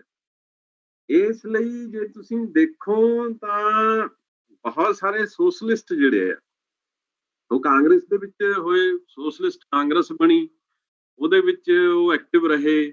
ਫਿਰ ਉਹਨਾਂ ਨੇ ਇੱਕ ਦੂਜੀ ਇਹ ਕੀਤੀ ਕਿ ਕਿਰਤੀ ਕਿਸਾਨ ਪਾਰਟੀ ਬਣਾਈ। ਕਿਰਤੀ ਕਿਸਾਨ ਪਾਰਟੀਆਂ ਜਿਹੜੀਆਂ ਉਹ ਵੱਖਰੇ ਵੱਖਰੇ ਥਾਵਾਂ ਤੇ ਬਣੀਆਂ, ਉਹ ਜਿਹੜੀਆਂ ਬਣੀਆਂ ਮਤਲਬ ਉਹ ਵੱਖਰੇ ਵੱਖਰੇ ਹਿੱਸਿਆਂ 'ਚ ਬਣਦੇ ਹੋਏ ਫਿਰ ਇੱਕ ਨੈਸ਼ਨਲ ਲੈਵਲ ਦੀ ਪਾਰਟੀ ਵੀ ਬਣਦੀ ਹੈ ਜਿਹੜੀ ਕਿਰਤੀ ਕਿਸਾਨ ਪਾਰਟੀ ਦੀ ਹੈ। ਸੋ ਕਿਰਤੀ ਕਿਸਾਨ ਪਾਰਟੀ ਬਾਰੇ ਥੋੜਾ ਹੋਰ ਜ਼ਿਕਰ 'ਚ ਮਤਲਬ CPI ਬਣ ਗਈ, ਕਮਿਊਨਿਸਟ ਪਾਰਟੀ 10 ਕਮ 'ਚ ਬਣ ਗਈ, ਤੇ ਇਹਦੇ ਨਾਲ ਹੀ ਇੱਕ all India trade union congress ਵੀ 1920 'ਚ ਹੀ ਬਣਦੀ ਹੈ। ਉਹ ਵਰਕਰਾਂ ਦੀਆਂ ਫਿਰ ਵੱਖਰੀਆਂ ਵੱਖਰੀਆਂ ਯੂਨੀਅਨ ਕਲਕੱਤੇ, ਮੁੰਬਈ, ਚੇਨਈ, ਲਾਹੌਰ ਇਹ ਬਣਦੀਆਂ। ਸੋ ਇਹ ਇੱਕ ਦੌਰ ਹੈ ਜਿਹੜਾ ਅਵੇਕਨਿੰਗ ਦਾ, ਜਿਹੜਾ ਫਿਰ ਸੋਸ਼ਲਿਸਟ ਥਾਟ ਵੱਲ ਨੂੰ ਜਾਂਦਾ, ਜਿਹੜਾ ਲੈਫਟਿਸਟ ਮੂਵਮੈਂਟ ਹੈ ਉਹਦੇ ਵੱਲ ਨੂੰ ਜਾਂਦਾ, ਜਿਹਦੇ ਚ ਗਦਰੀ ਜਿਹੜੇ ਆ ਉਹ ਵੀ ਹੁੰਦੇ ਆ, ਤੇ ਉਹਦੇ ਵਿੱਚ ਹੀ ਜਿਹੜਾ ਅਸੀਂ ਦੇਖਦੇ ਹਾਂ ਕਿ ਭਗਤ ਸਿੰਘ ਦਾ ਆਉਣਾ ਵੀ ਹੈ। ਪਰ ਇਹਦੇ ਨਾਲ ਇਹ ਤੋਂ ਪਹਿਲਾਂ ਇੱਕ ਫਿਰ ਅਕਾਲੀ ਲਹਿਰ ਦਾ ਜ਼ਿਕਰ ਕਰਨਾ ਵੀ ਜ਼ਰੂਰੀ ਹੈ, ਜਿਹੜਾ ਸਮਝਣ ਲਈ ਕਿ 1920 ਚ ਜਿਵੇਂ ਮੈਂ ਪਹਿਲਾਂ ਕਿਹਾ ਕਿ ਅੰਮ੍ਰਿਤਸਰ ਦਾ ਇੱਕ ਨਵਾਂ ਜਿਹੜਾ ਦੌਰ ਸ਼ੁਰੂ ਹੁੰਦਾ, ਇਹ ਇਨਕਲਾਬ ਤੋਂ ਬਾਅਦ ਵੀ, ਤੇ ਅਕਾਲੀ ਲਹਿਰ ਦੀ ਪਿੱਠਭੂਮੀ ਇਸ ਤਰ੍ਹਾਂ ਦਾ ਹੈ, ਜਿਹੜਾ ਜਲਿਆਂਵਾਲੇ ਬਾਗ ਦਾ ਸਾਕਾ ਵੀ ਹੋ ਜਾਂਦਾ, ਤੇ 1919 ਦਾ ਜਿਹੜਾ ਸਾਲ ਹੈ ਉਹ ਸਾਕਿਆਂ ਭਰਿਆ ਹੀ ਹੁੰਦਾ, ਤੇ 1921 ਦਾ ਵੀ ਹੁੰਦਾ। ਸੋ ਉਹਦੇ ਤੋਂ ਬਾਅਦ 1920 ਦੇ ਵਿੱਚ ਹੀ ਜਿਹੜਾ ਅਕਾਲੀ ਲਹਿਰ ਦੀ ਜਦੋਂ ਅਸੀਂ ਗੱਲ ਕਰਦੇ ਹਾਂ, ਉਹਦਾ ਇੱਕ ਗੁਰਦੁਆਰਿਆਂ ਦੀ ਸੁਧਾਰ ਲਹਿਰ ਵੀ ਉਹਨੂੰ ਕਹਿੰਦੇ ਆ। 1859 ਤੋਂ ਲੈ ਕੇ ਨਾ, ਜਦੋਂ ਅੰਗਰੇਜ਼ਾਂ ਦਾ ਸਿੱਧਾ ਰਾਜ ਹੋ ਜਾਂਦਾ, 1920 ਤੱਕ ਦਰਬਾਰ ਸਾਹਿਬ ਦੇ ਵਿੱਚ ਤਾਂ ਕਸਟੋਡੀਅਨ ਟਾਈਪ ਜਿਹਨੂੰ ਸਰਬਰਾਹ ਕਿਹਾ ਜਾਂਦਾ, ਉਹੀ ਕੰਮ ਚਲਾਉਂਦਾ ਸੀ ਅੰਗਰੇਜ਼ਾਂ ਦਾ, ਉਹ ਥਾਪਿਆ ਹੁੰਦਾ ਸੀਗਾ। ਉਹਦਾ ਮਤਲਬ ਇਹ ਸੀਗਾ ਕਿ ਅੰਗਰੇਜ਼ਾਂ ਨੇ ਗੁਰਦੁਆਰਿਆਂ ਦੇ ਉੱਤੇ ਧਾਰਮਿਕ ਤੌਰ ਤੇ ਉਹਨੂੰ ਆਪਣੇ ਰਾਜ ਨੂੰ ਸਥਾਪਿਤ ਕਰਨ ਲਈ ਆਪਣੇ ਬੰਦੇ ਉਹਨਾਂ ਨੇ ਉੱਥੇ ਲਾਏ, ਤੇ ਇਹ ਬੰਦੇ ਲਾ ਕੇ ਉਹਨਾਂ ਨੇ ਆਪ ਚਲਾਉਣ ਦੀ ਕੋਸ਼ਿਸ਼ ਕੀਤੀ। ਸੋ ਜਿਹੜਾ ਅਡਵਾਇਰ ਸੀਗਾ, ਉਹ ਤਾਂ ਜਿਹੜਾ ਉਸ ਵੇਲੇ ਕਾਂਗਰਸ ਹੋਵੇ ਜਾਂ ਦੇਸ਼ ਭਗਤ, ਉਹਨਾਂ ਨੂੰ ਦਹਿਸ਼ਤਗਰਦੀ ਕਹਿੰਦਾ ਸੀਗਾ। ਉਹ ਜਿਹੜਾ 1919 ਦੇ ਵਿੱਚ ਸਾਰਾ ਕੁਝ ਹੋਇਆ, ਪਰ 1919 ਦੇ ਵਿੱਚ ਹੀ ਦੇਖੋ ਸਾਲਾਨਾ ਜਿਹੜੀ ਕਾਨਫਰੰਸਿਸ ਨੇ ਮੁਸਲਿਮ ਲੀਗ ਤੇ ਦੀਆਂ, ਕਾਂਗਰਸ ਦੀਆਂ, ਅੰਮ੍ਰਿਤਸਰ ਹੀ ਹੁੰਦੀਆਂ, ਤੇ ਅੰਮ੍ਰਿਤਸਰ ਦੇ ਵਿੱਚ ਹੀ ਜਲਿਆਂਵਾਲੇ ਬਾਗ ਦਾ ਕਾਂਡ ਹੁੰਦਾ। ਸੋ ਇਸ ਲਈ ਜਿਹੜੀ ਇਸ ਵੇਲੇ ਜਿਹੜੀ ਪੁਜਾਰੀ ਕਲਾਸ ਹੈ ਗੁਰਦੁਆਰਿਆਂ ਦੀ, ਉਹ ਸਿੱਖ ਰਾਜਸੀ ਦੇ ਨਾਲ ਧਾਰਮਿਕ ਗੁਲਾਮੀ ਜਿਹੜੀ ਹੈ ਨਾ, ਉਹ ਸਿੱਖਾਂ ਨੂੰ ਝੱਲਣੀ ਪੈ ਰਹੀ ਸੀ, ਕਿਉਂਕਿ ਉਹ ਪੂਰੀ ਦੀ ਪੂਰੀ ਕਲਾਸ ਜਿਹੜੀ ਹੈ ਉਹ ਅੰਗਰੇਜ਼ਾਂ ਦੇ ਕਬਜ਼ੇ ਥੱਲੇ ਸੀਗੀ, ਅੰਗਰੇਜ਼ਾਂ ਦੇ ਨਾਲ ਸੀਗੀ ਉਹ। ਸੋ ਇਸ ਲਈ ਉਹਨੂੰ 1886 ਦੇ ਵਿੱਚ ਜਿਹੜਾ ਇੱਕ ਖਾਲਸਾ ਅਖਬਾਰ ਜਿਹੜਾ ਪ੍ਰਕਾਸ਼ਨ ਹੁੰਦਾ, ਅਖਬਾਰਾਂ ਦਾ ਬਹੁਤ ਵੱਡਾ ਯੋਗਦਾਨ, ਬਹੁਤ ਅਖਬਾਰ ਨਿਕਲਦੇ ਆ ਇਸ ਸਮੇਂ ਚ। ਤੁਸੀਂ ਉਹ ਚਾਹੇ ਕੈਨੇਡਾ ਤੋਂ ਨਿਕਲਣ, ਇੱਥੋਂ ਨਿਕਲਣ, ਬਹੁਤ ਵੱਡੇ ਮਤਲਬ ਬਹੁਤ ਗਿਣਤੀ ਦੇ ਵਿੱਚ ਅਖਬਾਰ ਹੈ। ਸੋ ਖਾਲਸਾ ਅਖਬਾਰ 1886 ਦੇ ਵਿੱਚ ਆਉਂਦਾ, ਜਿਹਦੇ 3 ਸਵਾਲ 1920 ਤੱਕ ਉੱਠੇ ਕਿ ਗੁਰਦੁਆਰੇ ਦਾ ਜਿਹੜਾ ਹੈੱਡ ਗ੍ਰੰਥੀ ਹੈ ਦੀ ਸ਼ਖਸੀਅਤ ਤੇ ਰੋਲ ਕੀ ਹੋਵੇ। ਫਿਰ ਉਹਦੇ ਚ ਆਇਆ ਸਰਬਰਾਹ ਦੀ ਨਿਯੁਕਤੀ ਕੀ ਹੈ, ਠੀਕ ਹੈ ਗਲਤ ਹੈ। ਤੀਜਾ ਆਇਆ ਪੁਜਾਰੀਆਂ ਦੀ ਕਾਰਗੁਜ਼ਾਰੀ ਤੇ ਜਵਾਬਦੇਹੀ। ਸੋ ਮੁੱਖ ਮੁੱਦਾ ਇਹ ਹੋਇਆ ਕਿ ਗੁਰਦੁਆਰਿਆਂ ਤੇ ਸੰਗਤ ਦਾ ਅਧਿਕਾਰ ਹੋਵੇ, ਤੇ ਇਹ ਅਧਿਕਾਰ ਕਿਵੇਂ ਸਥਾਪਿਤ ਕੀਤਾ ਜਾਵੇ। ਇਹਦੇ ਜਵਾਬ 'ਚ ਇਹੀ ਹੋਇਆ ਕਿ ਜਿਹੜਾ ਮੁੱਖ ਜਿਹੜੀ ਔਕੜ ਆ ਉਹ ਤਾਂ ਸਰਕਾਰ ਹੈ।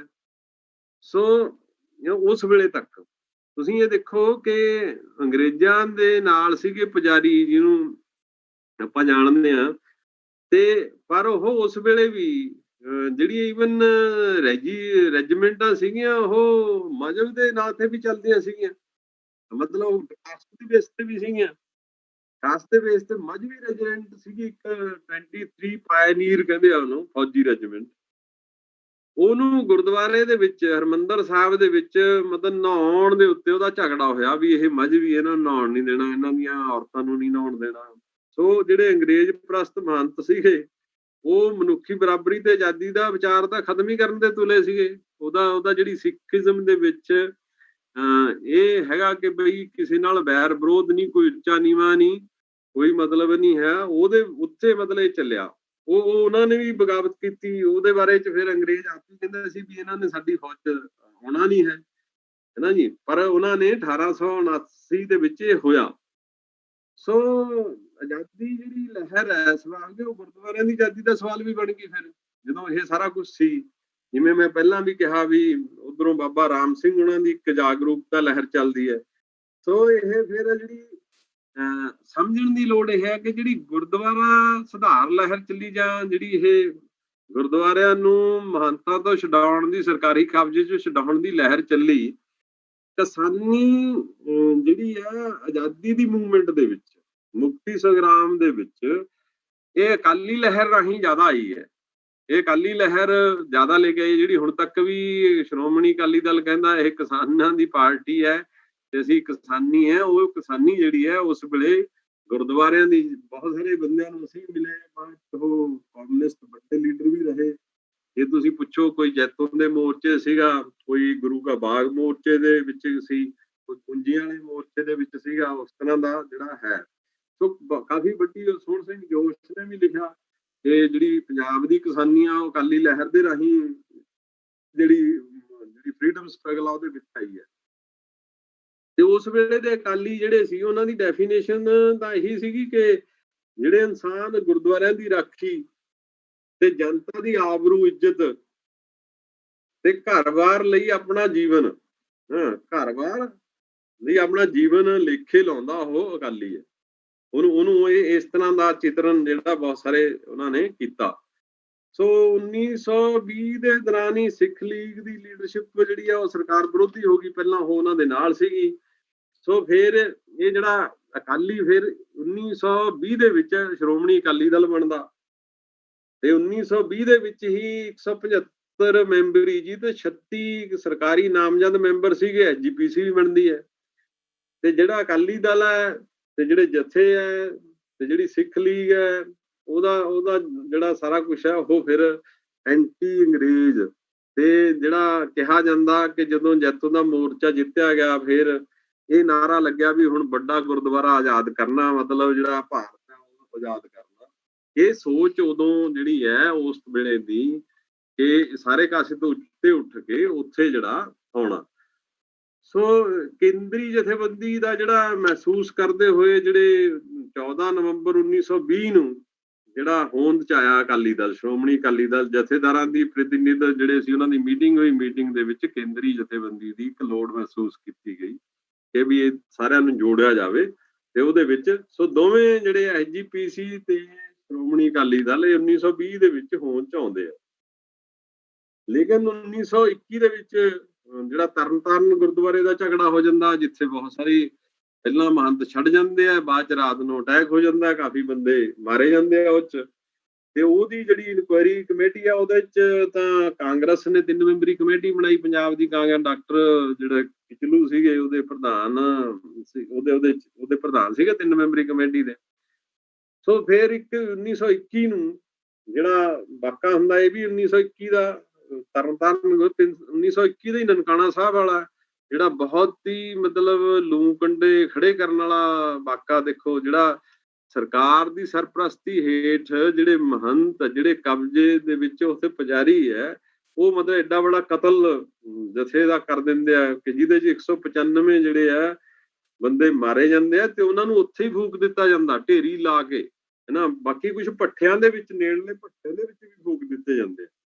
ਸੋ ਇਹ ਜਿਹੜਾ ਸੀਗਾ ਇਹਦੀ ਤੁਸੀਂ ਦੇਖੋ ਕਿ ਜਿਹੜੀ ਖੁਰਦ-ਬੁਰਦ ਵੀ ਕੀਤੇ ਗਏ ਸਬੂਤ, ਬਹੁਤ ਸਾਰੇ ਬੰਦੇ ਜਿਹੜੇ ਗ੍ਰਿਫਤਾਰ ਕਰ ਲਏ ਗਏ। ਬਹੁਤ ਵੱਡਾ ਲੀਡਰ ਸੀ ਕਰਤਾਰ ਸਿੰਘ ਝੱਬਰ, ਉਹ ਵੀ ਜਿਹੜਾ ਕਰ ਲਿਆ ਜਾਂਦਾ ਗ੍ਰਿਫਤਾਰ।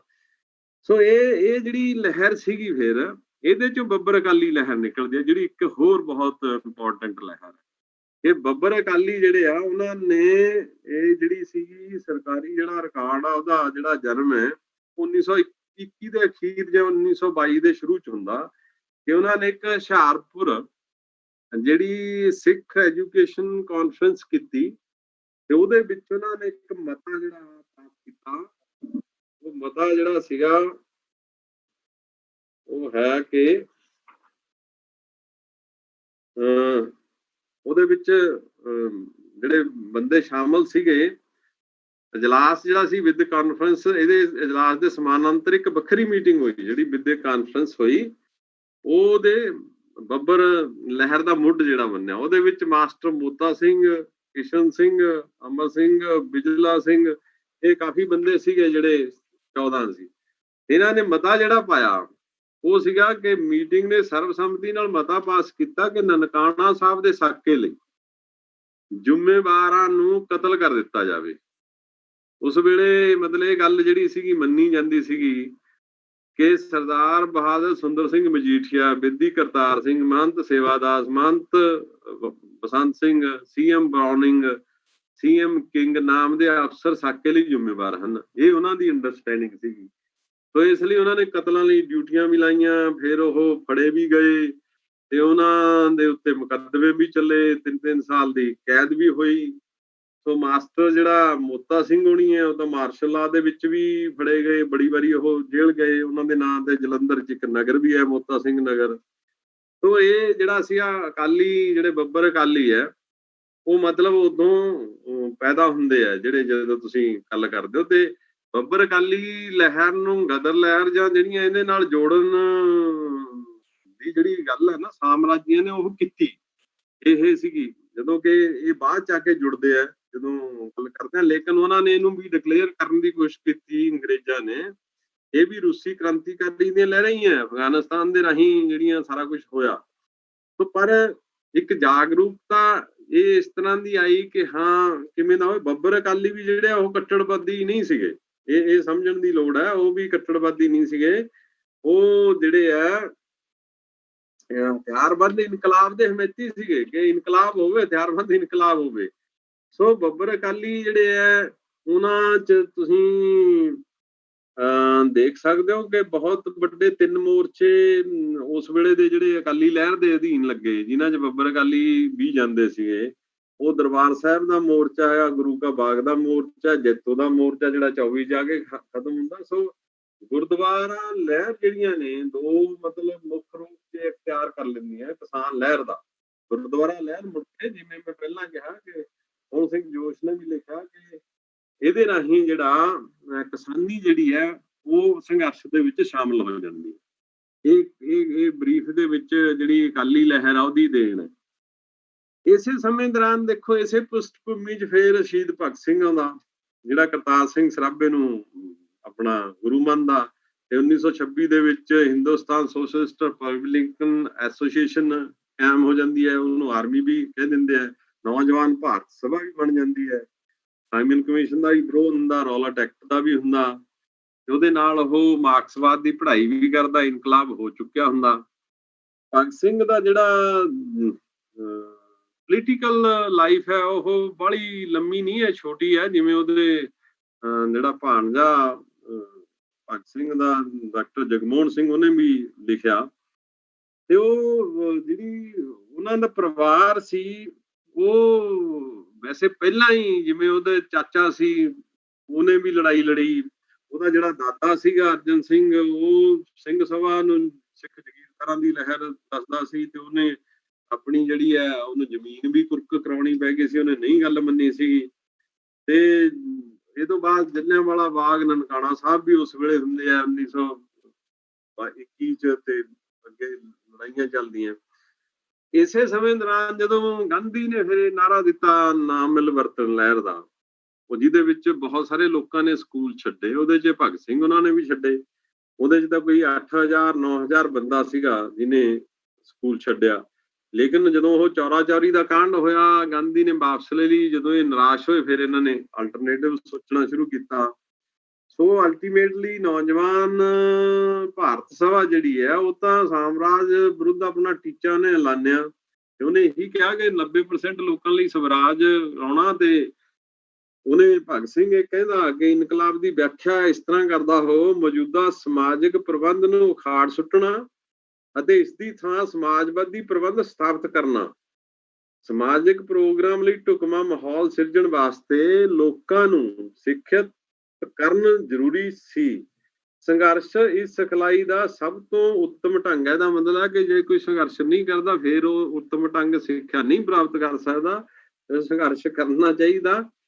ਸੋ ਇਹ ਇੱਕ ਪੂਰਾ ਦੌਰ ਜਿਹੜਾ ਭਗਤ ਸਿੰਘ ਦਾ, ਜਿਹਨੇ ਨੌਜਵਾਨਾਂ ਨੂੰ ਵੱਡੇ ਪੱਧਰ ਤੇ ਲਾਉਣਿਆ, ਲੋਕਾਂ ਨੂੰ ਵੱਡੇ ਪੱਧਰ ਤੇ ਲਾਉਣਿਆ, ਜਿਹਨੇ ਚਾਰੇ ਸਤੰਭ ਕਿਸੇ ਰਾਜ ਦੇ ਯੂਜ਼ ਕੀਤੇ। ਉਹਨੇ ਪੁਲਿਸ ਦਾ ਵੀ ਯੂਜ਼ ਕੀਤਾ, ਉਹਨੇ ਅਸੈਂਬਲੀ ਪਾਰਲੀਮੈਂਟ ਵੀ ਯੂਜ਼ ਕੀਤਾ, ਉਹਨੇ ਮੁੜ ਕੇ ਜਿਹੜੀ ਕੋਰਟ ਹੈ ਉਹਨੂੰ ਵੀ ਆਪਣੇ ਬਿਆਨਾਂ ਦਾ, ਵਿਚਾਰਾਂ ਦਾ ਲੱਗੇ ਪਹੁੰਚਾਉਣ ਲਈ ਉਹਨੇ ਯੂਜ਼ ਕੀਤਾ ਉਹਨੂੰ।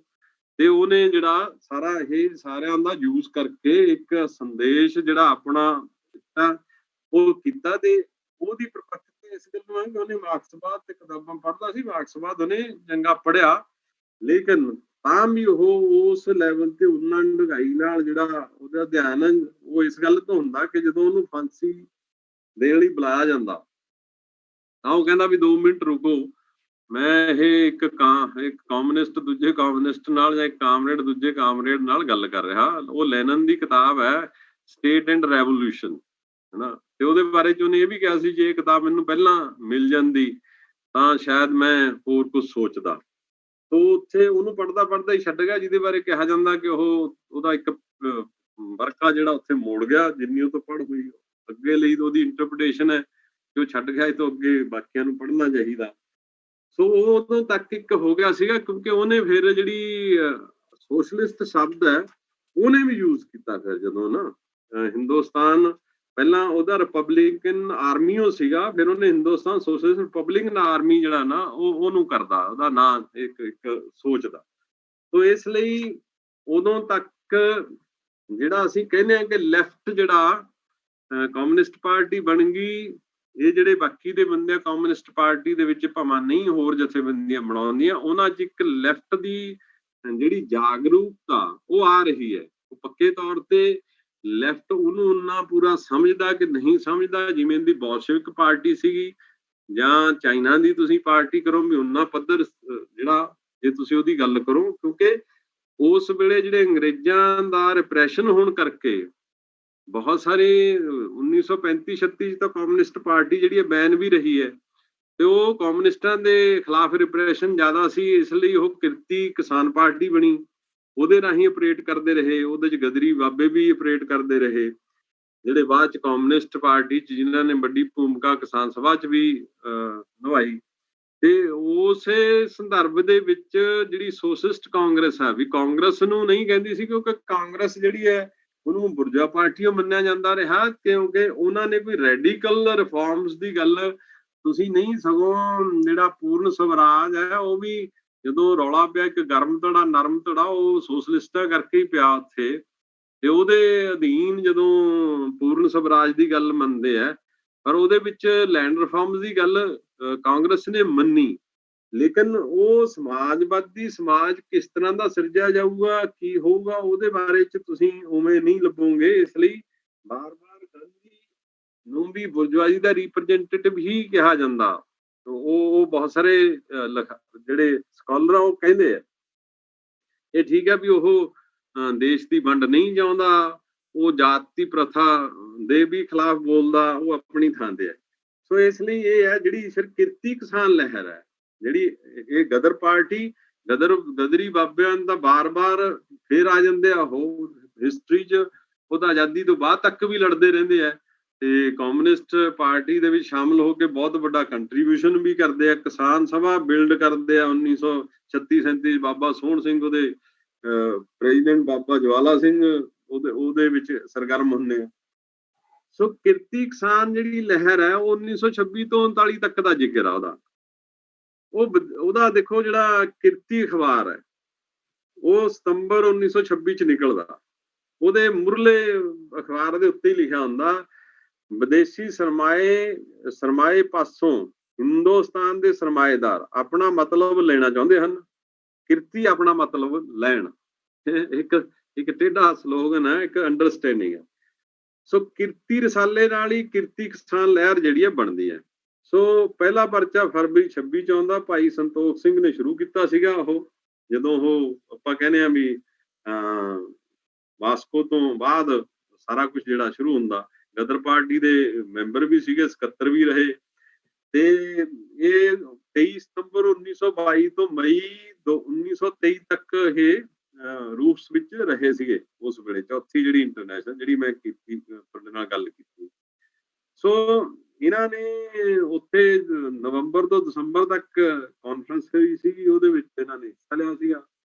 ਤੇ ਇਹਨਾਂ ਨੂੰ ਭੇਜਿਆ ਵੈਸੇ ਗਦਰ ਪਾਰਟੀ ਦੇ ਅਮਰੀਕਨ ਜਿਹੜਾ ਸੈਕਸ਼ਨ ਸੀਗਾ ਉਹਨਾਂ ਨੇ ਸੀ ਉੱਥੇ। ਉਦੋਂ ਵੀ ਮਤਲਬ ਹਾਲੇ ਗਦਰ ਪਾਰਟੀ ਅਮਰੀਕਾ ਦੇ ਵਿੱਚ ਐਗਜ਼ਿਸਟ ਕਰਦੀ ਸੀਗੀ, ਚੱਲਦੀ ਸੀਗੀ, ਆਪਣਾ ਕਾਰਵਾਈਆਂ ਕਰਦੇ ਸੀਗੇ। ਸੋ ਇਸ ਲਈ ਇਹ ਜਿਹੜੀ 1923 ਦੇ ਵਿੱਚ ਹੀ ਕਾਬਲ ਦੇ ਵਿੱਚ USSR ਦੀ ਸਹਾਇਤਾ ਨਾਲ ਇੱਕ ਸੈਂਟਰ ਬਣਦਾ ਹੈ ਨਾ, ਬਰਤਾਨੀਆ ਦੇ ਅੰਗਰੇਜ਼ਾਂ ਦੇ ਵਿਰੁੱਧ ਬਣਦਾ, ਇਨਕਲਾਬੀ ਕੇਂਦਰ ਕਹਿੰਦੇ ਆ।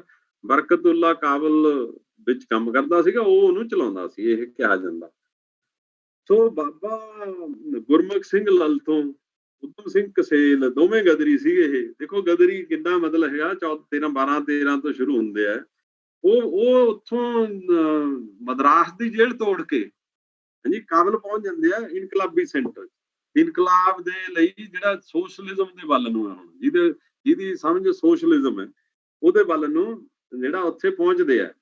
ਤੇ ਇਹ ਜਿਹੜਾ ਸਾਰਾ ਕੁਝ ਮਤਲਬ ਕਾਬਲ ਪਹੁੰਚ ਕੇ ਦੋਵੇਂ ਗਦਰੀਆਂ ਦਾ ਉਹਦੇ ਵਿੱਚ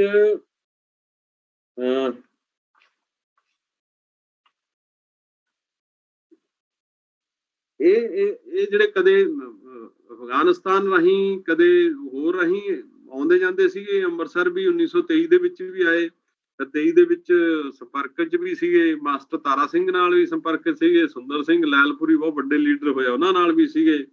ਸੋ ਇਸ ਲਈ ਇਹ ਜਿਹੜਾ ਇੱਕ ਮਤਲਬ ਇਹ ਮੀਟਿੰਗਾਂ ਚੱਲਦੀਆਂ ਰਹੀਆਂ।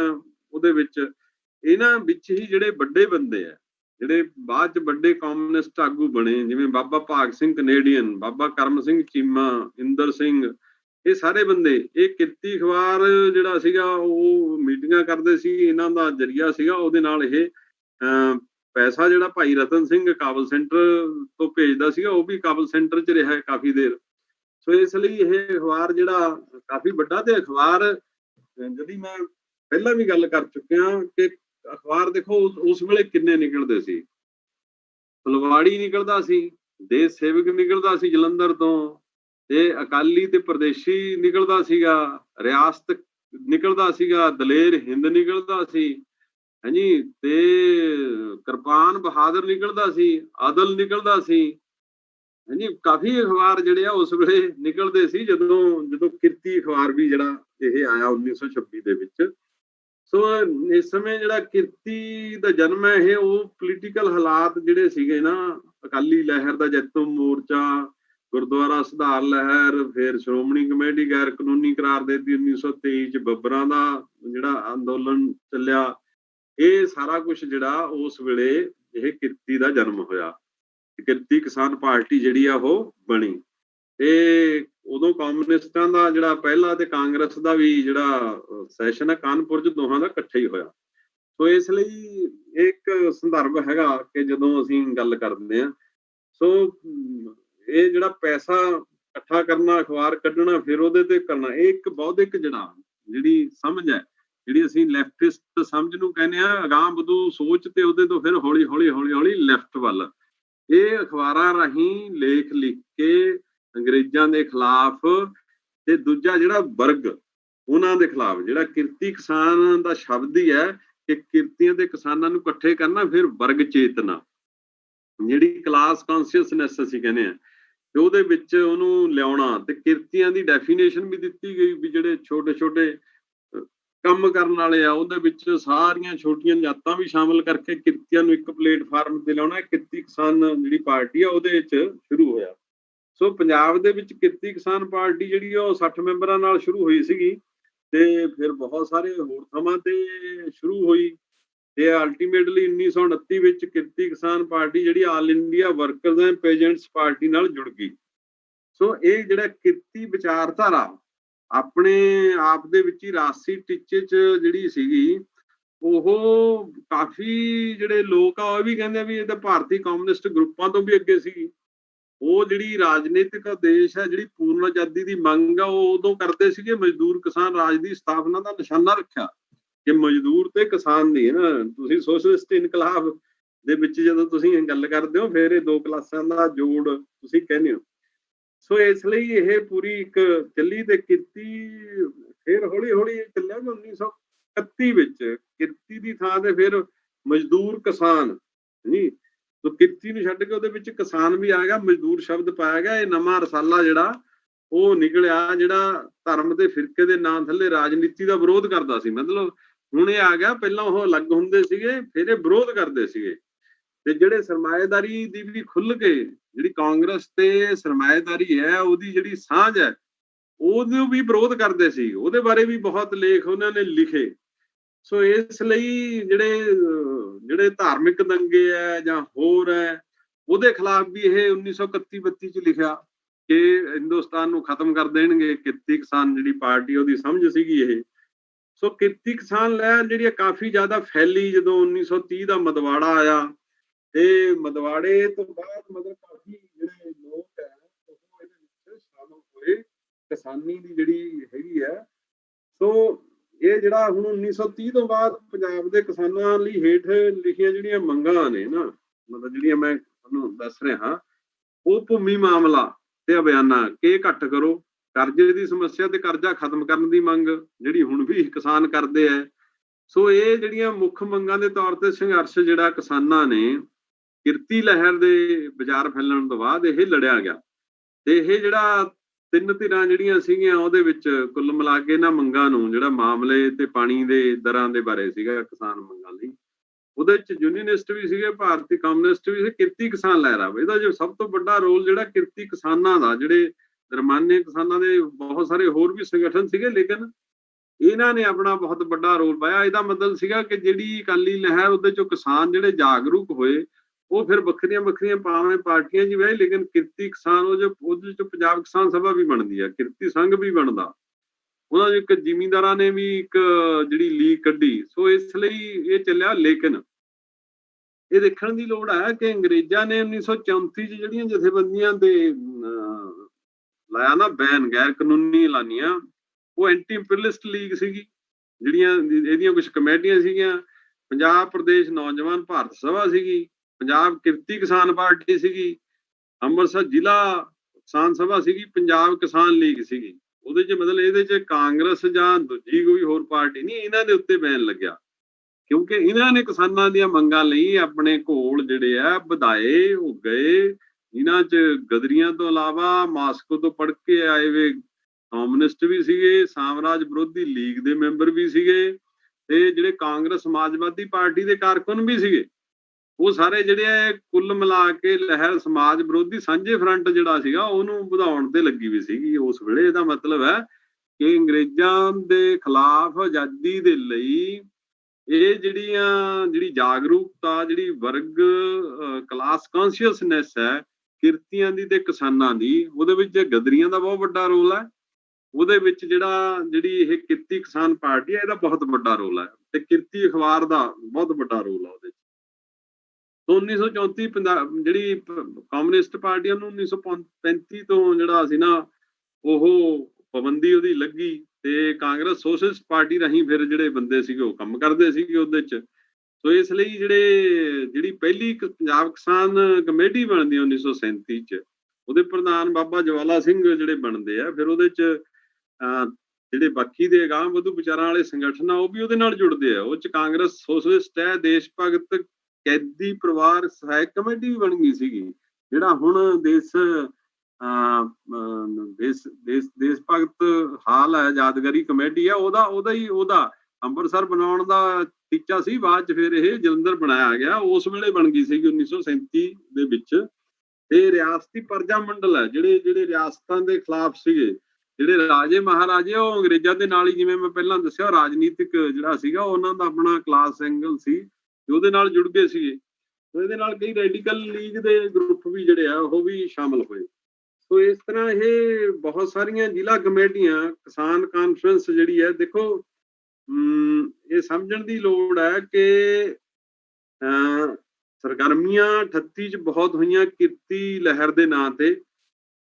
ਹਫ਼ਤਾਵਾਰੀ ਵੀ ਸ਼ੁਰੂ ਹੋਇਆ ਜਿਹੜਾ ਕਿਰਤੀ ਲਹਿਰ ਆ ਉਹਦੇ 38 ਚ।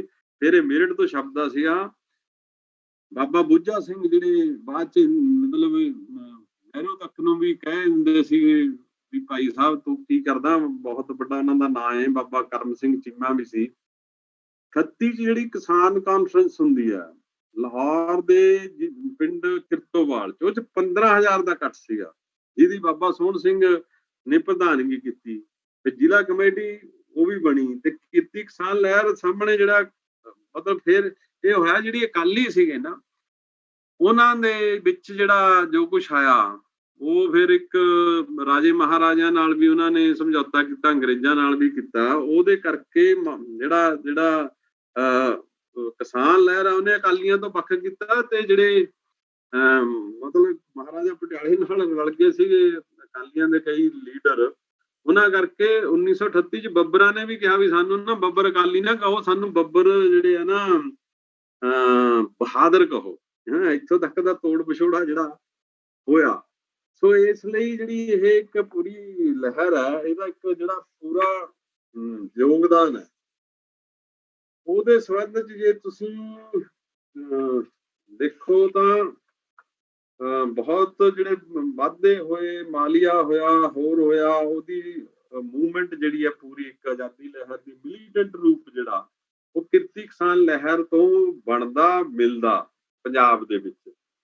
ਤੇ ਉਹਦੇ ਵਿੱਚ ਜਿਹੜੇ ਪੇਂਡੂ ਇਲਾਕਿਆਂ 'ਚ ਵਿਅਕਤੀਗਤ ਜਿਹੜੀ ਰਾਜਨੀਤਿਕ ਵਿਚਾਰਿਕ ਸਹਿਨਸ਼ੀਲਤਾ ਤੇ ਉਹਦੇ ਜਿਹੜਾ ਸਾਰਾ ਕੁਝ ਹੈ ਉਹਨੂੰ ਸਮਝਾਉਣ ਦਾ, ਉਹ ਸਾਰਾ ਕੁਝ ਜਿਹੜੀ ਕਿਰਤੀ ਕਿਸਾਨ ਲਹਿਰ ਹੈ ਉਹਦੇ ਚੋਂ ਨਿਕਲਦਾ ਬਹੁਤ ਵੱਡਾ। ਤੇ ਕਿਰਤੀ ਅਖਬਾਰ ਦਾ ਬਹੁਤ ਵੱਡਾ ਨਾਂ ਉਦੋਂ ਰਿਹਾ ਤੇ ਉਹਦੀ ਜਿਹੜੀ ਸਮਝ ਹੈ, ਜਿਹੜੇ ਲੋਕ ਉਹਦੇ 'ਚ ਲਿਖਦੇ ਰਹੇ ਹੈ, ਉਹ ਪੂਰੇ ਦਾ ਪੂਰਾ ਇੱਕ ਚੈਪਟਰ ਹੈ।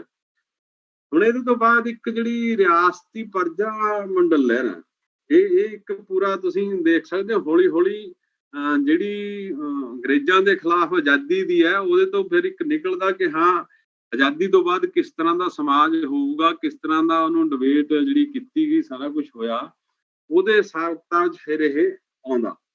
ਸੋ ਇਹਦੇ ਤੋਂ ਇੱਕ ਚੈਪਟਰ ਮੈਂ ਹੋਰ ਐਡ ਕਰਕੇ ਫਿਰ ਨੈਕਸਟ ਲੈਕਚਰ 'ਚ ਜਾਵਾਂਗੇ, ਕਿਸੇ ਵੀ ਦਿਨ ਰੱਖਾਂਗੇ 2 ਪਾਰਟ 'ਚ। ਮੈਂ ਫਿਰ ਆਜ਼ਾਦੀ ਤੋਂ ਬਾਅਦ ਵਾਲੀ ਜਿਹੜੀ ਹੈ ਉਹਨੂੰ ਕਵਰ ਕਰੂੰਗਾ।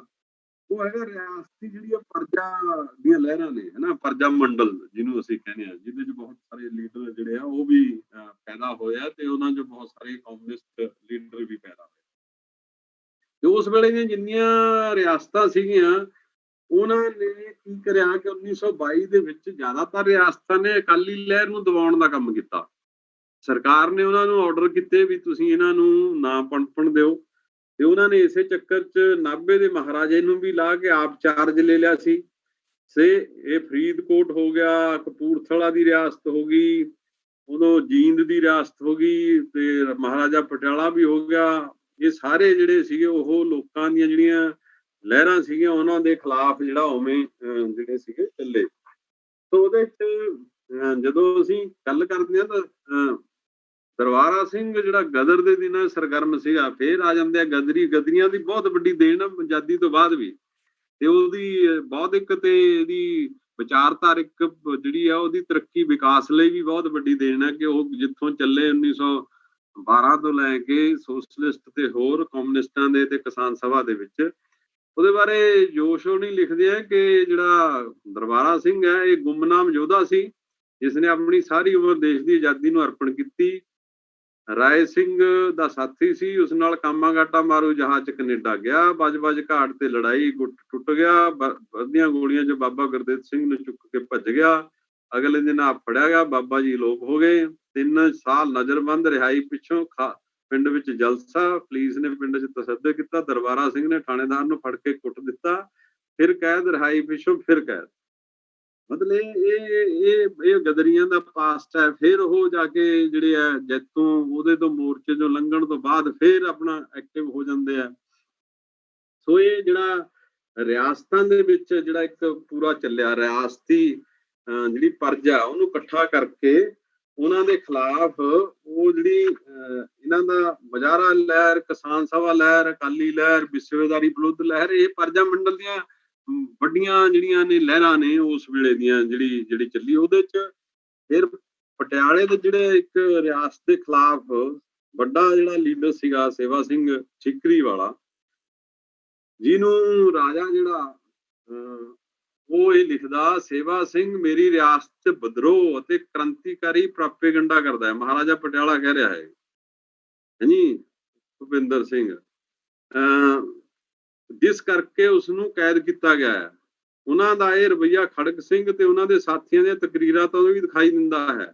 ਇਹਨਾਂ ਨੇ ਕ੍ਰਾਂਤੀਕਾਰੀ ਅਤੇ ਗਣਤੰਤਰੀ, ਸੁਣੋ ਹੁਣ ਨਾ, ਰਾਜੇ ਦਾ ਜਿਹੜਾ ਜਗੀਰਦਾਰੀ ਹੈ, ਜਗੀਰਦਾਰੀ ਦੇ ਖਿਲਾਫ ਜਿਹੜੇ ਰਜਵਾੜੇ, ਜੈਲਦਾਰ ਹੋਰ ਉਹਨਾਂ ਦੇ ਖਿਲਾਫ ਉਹਨਾਂ ਨੂੰ ਖਤਮ ਕਰਨ ਲਈ ਕਿਰਤੀ ਕਿਸਾਨ ਲਹਿਰ ਨੇ ਵੀ ਜ਼ੋਰ ਲਾਇਆ। ਉਹਨਾਂ ਨੇ ਵੀ ਮੰਗ ਰੱਖੀ, ਪਰਜਾ ਮੰਡਲ ਲਹਿਰਾਂ ਨੇ ਵੀ ਜ਼ੋਰ ਲਾਇਆ ਵੀ ਇਹਨਾਂ ਨੂੰ ਬੰਦ ਕਰੋ। ਤੇ ਉਹ ਕਹਿੰਦਾ ਇਹਨਾਂ ਨੇ ਕ੍ਰਾਂਤੀਕਾਰੀ ਤੇ ਗਣਤੰਤਰੀ ਵਿਚਾਰਾਂ ਦੀ ਪੂਰਤੀ ਲਈ ਧਾਰਮਿਕ ਰੂਪ ਧਾਰਨ ਕੀਤਾ ਹੋਇਆ। ਇਹ ਮਤਲਬ ਮਹਾਰਾਜਾ ਜਿਹੜਾ ਉਹਦੇ ਬਾਰੇ ਚ ਕਹਿ ਰਿਹਾ। ਤੇ ਉਹ ਸੇਵਾ ਸਿੰਘ ਠੀਕਰੀ ਵਾਲੇ ਦਾ ਜਿਹੜੇ ਸੀਗੇ ਮੋਰਚਾ ਜਿਹੜਾ ਲੱਗਿਆ, ਇੱਕ ਪੰਜਾਬ ਪਰਜਾ ਮੰਡਲ ਪੂਰਾ ਬਣਿਆ। ਇਹਦੇ ਬਾਰੇ ਚ ਹਿੰਦੁਸਤਾਨ ਦੇ ਪੱਧਰ ਤੇ ਵੀ ਇੱਕ ਜਿਹੜੀ ਲੀਗ ਜਿਹੜੀ ਪਰਜਾ ਮੰਡਲ ਪੂਰਾ ਇੱਕ ਫੋਰਮ ਬਣਾਇਆ ਗਿਆ ਤੇ ਉਹਦੇ ਚ ਬਹੁਤ ਸਾਰੇ ਲੀਡਰ ਹੈ, ਜਿਨ੍ਹਾਂ ਚ ਮਾਸਟਰ ਜਿਹੜਾ ਆਪਣੇ ਸੁੰਦਰ ਸਿੰਘ ਹੋਣੀ ਵੀ ਹੈ ਤੇ ਜਗੀਰ ਸਿੰਘ ਜੋਗਾ ਵੱਡੇ ਲੀਡਰ ਹੈ ਉਹਨਾਂ ਦੇ, ਸੇਵਾ ਸਿੰਘ ਠੀਕਰੀ ਵਾਲਾ ਹੋ ਗਏ।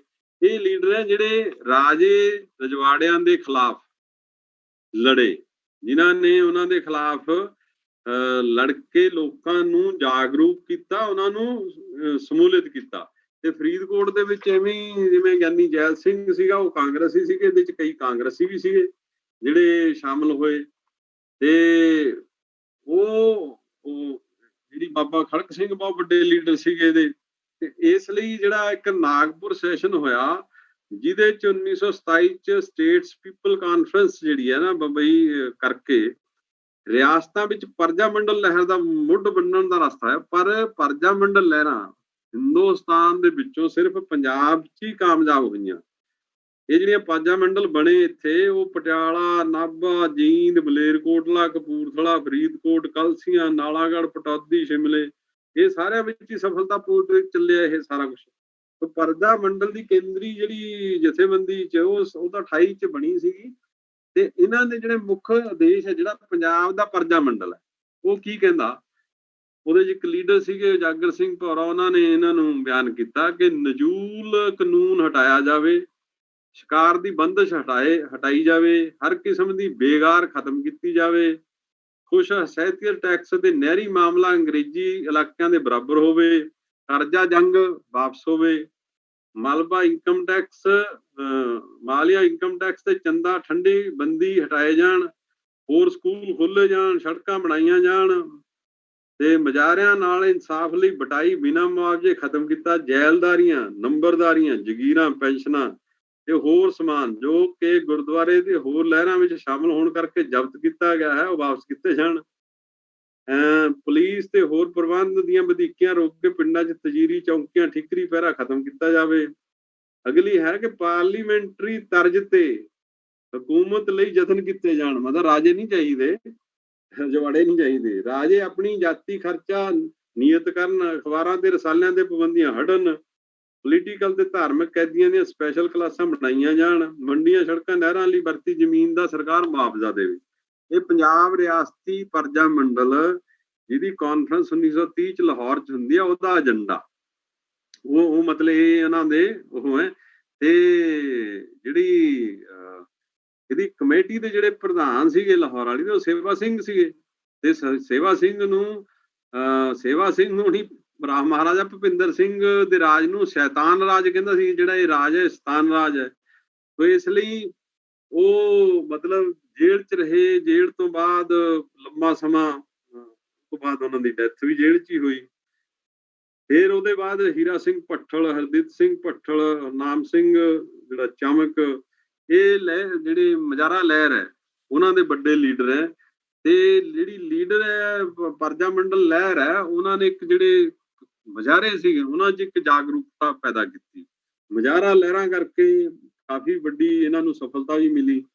ਤੇ ਉਹ ਉਸ ਹਿਸਾਬ ਕਿਤਾਬ ਦੀ ਨਾਮ ਪ੍ਰਮਾਨੀ ਜਿਹੜੇ ਆ ਉਹਦੇ 'ਚ ਵੀ ਆਏ, ਇਹ ਉਹਨਾਂ 'ਚ ਵੀ ਪਾਰਟੀਸਪੇਟ ਕੀਤਾ ਇਹਨਾਂ ਨੇ। ਸੋ ਇਸ ਕਰਕੇ ਜਦੋਂ ਅਸੀਂ ਰਿਆਸਤੀ ਜਿਹੜੀ ਪਰਜਾ ਲਹਿਰਾਂ ਨੂੰ ਦੇਖਦੇ ਹਾਂ ਤਾਂ ਉਹਨਾਂ ਨੇ ਸਮਾਜਵਾਦੀ ਜਿਹੜਾ 1938 ਦੇ ਵਿੱਚ ਇਹ ਸਮਾਜਵਾਦੀ ਜਿਹੜਾ ਨਾ ਦਖਲ ਹੋ ਜਾਂਦੀ ਹੈ। ਉਹਨਾਂ 'ਚੋਂ ਬਹੁਤ ਸਾਰੇ ਜਿਹੜੇ ਲੀਡਰ ਹੈ, ਜਿਹੜੇ ਹਰਦਿਤ ਸਿੰਘ ਭੱਠਲ, ਹਰਨਾਮ ਸਿੰਘ ਚਮਕ ਹੈ, ਬਹੁਤ ਸਾਰੇ ਜਥੇਦਾਰ ਜਿਹੜੇ ਪਹਿਲਾਂ ਸੀਗੇ, ਉਹ ਜਿਹੜੇ ਕਮਿਊਨਿਸਟ ਲੀਡਰ ਬਣ ਜਾਂਦੇ ਆ। ਉਹਨਾਂ 'ਚ ਜਗੀਰ ਸਿੰਘ ਜੋਗਾ ਤੇ ਆਪਣਾ ਹਰਦਿਤ ਸਿੰਘ ਭੱਠਲ, ਜਸਵੰਤ ਸਿੰਘ, ਮਾਸਟਰ ਹਰੀ ਸਿੰਘ, ਚੰਨਣ ਸਿੰਘ, ਗਿਆਨੀ ਕੇਰ ਸਿੰਘ, ਸੁੰਦਰ ਸਿੰਘ, ਬਹੁਤ ਸਾਰੇ। ਇਹਦਾ ਮਤਲਬ ਇਹ ਜਿਹੜੀਆਂ ਲਹਿਰਾਂ ਸੀਗੀਆਂ, ਇਹਨਾਂ ਲਹਿਰਾਂ ਨੇ ਜਿਹੜੀ ਇੱਕ ਜਾਗਰੂਕਤਾ ਬੌਧਿਕ ਵਿਚਾਰਧਾਰਕ ਕਿ ਤੁਸੀਂ ਆਜ਼ਾਦੀ ਲੈਣੀ ਹੈ, ਉਹਦੇ ਲਈ ਲੜਨਾ, ਰਾਜਿਆਂ ਦੇ ਮਹਾਰਾਜਿਆਂ ਦੇ ਖਿਲਾਫ ਵੀ ਲੜਨਾ। ਤੇ ਉਹਨਾਂ ਨੂੰ ਫਿਰ ਜਾਣਾ ਕਿੱਧਰ ਨੂੰ ਹੈ ਕਿ ਉਹ ਸੋਸ਼ਲਿਸਟ ਲੈਫਟਿਸਟ ਵਿਚਾਰਧਾਰਾ ਪਣਪਦੀ ਹੈ। ਉਹ ਚਾਹੁੰਦੇ ਆ, ਤੇ ਉਹਦੇ 'ਚ ਬਹੁਤ ਸਾਰੇ ਵਿਅਕਤੀ ਜਿਹੜੇ ਆ, ਜਿਵੇਂ ਕਰਮ ਸਿੰਘ ਤੂਤ, ਮਾਸਟਰ ਹਰੀ ਸਿੰਘ, ਬਹੁਤ ਸਾਰੇ ਬੰਦਿਆਂ ਨੇ ਬਹੁਤ ਵਾਰੀ ਜੇਲ੍ਹਾਂ ਕੱਟੀਆਂ। ਤੇ ਭਾਰਤ ਛੱਡੋ ਜਿਹੜਾ ਇਹ 'ਚ ਹੋਇਆ ਕੀ ਹੁਣ? ਤੇ ਜਦੋਂ ਭਾਰਤ ਛੱਡੋ ਅੰਦੋਲਨ ਹੋਇਆ, ਸੈਕੰਡ ਵਰਲਡ ਵਾਰ ਸ਼ੁਰੂ ਹੁੰਦੀ ਹੈ, ਤੇ ਫਿਰ ਭਾਰਤ ਛੱਡੋ ਉਹਦੇ 'ਚ ਕਾਫੀ ਡਿਬੇਟ ਹੈਗੀ ਆ ਕਿ ਕਮਿਊਨਿਸਟਾਂ ਦਾ ਸਟੈਂਡ ਕੀ ਸੀ, ਕਾਂਗਰਸ ਦਾ ਕੀ ਸੀ। ਜਿਹੜਾ ਇੱਥੇ ਦਾ ਅੰਗਰੇਜ਼ ਸੀਗੇ, ਉਹ ਵਾਰ-ਵਾਰ ਇਹ ਕਹਿੰਦੇ ਸੀਗੇ ਤੁਸੀਂ ਸਾਡੀ ਮਦਦ ਕਰੋ। ਕਾਂਗਰਸ ਨੇ ਤੇ ਮੁਸਲਿਮ ਲੀਗ ਨੇ ਨਹੀਂ ਕੀਤੀ, ਤੇ ਉਹਦੇ 'ਚ ਕਮਿਊਨਿਸਟਾਂ ਦੇ ਆਉਂਦਾ ਵੀ ਉਹਨਾਂ ਨੇ ਉਹਦਾ ਵਿਰੋਧ ਜਿਹੜਾ ਨਹੀਂ ਕੀਤਾ, ਚੁੱਪ ਰਹੇ। ਤੇ ਉਹ ਇਹਨਾਂ ਨੇ ਕਾਫੀ ਜ਼ਿਆਦਾ ਜਿਹੜਾ ਪ੍ਰਭਾਵ ਰਿਆਸਤਾਂ 'ਚ ਵੀ ਨਹੀਂ ਪਿਆ, ਕਿਉਂਕਿ ਇਹਨਾਂ 'ਚੋਂ ਜ਼ਿਆਦਾ ਬੰਦੇ ਜਿਹੜੇ ਕਮਿਊਨਿਸਟਾਂ ਦੇ ਵਿੱਚ ਹੋਣ ਕਰਕੇ, ਇਸ ਲਈ ਉਹ ਇਹਦੇ ਬਾਰੇ 'ਚ ਬਾਹਲਾ ਨਹੀਂ ਪਾਰਟੀਸਪੇਟ ਕਰਿਆ ਉਹਨਾਂ ਨੇ ਅੰਗਰੇਜ਼ਾਂ ਨੂੰ ਉਦੋਂ ਕੱਢਣ ਲਈ, ਜਿਹੜਾ ਕੁਇਟ ਇੰਡੀਆ ਮੂਵਮੈਂਟ ਸੀ।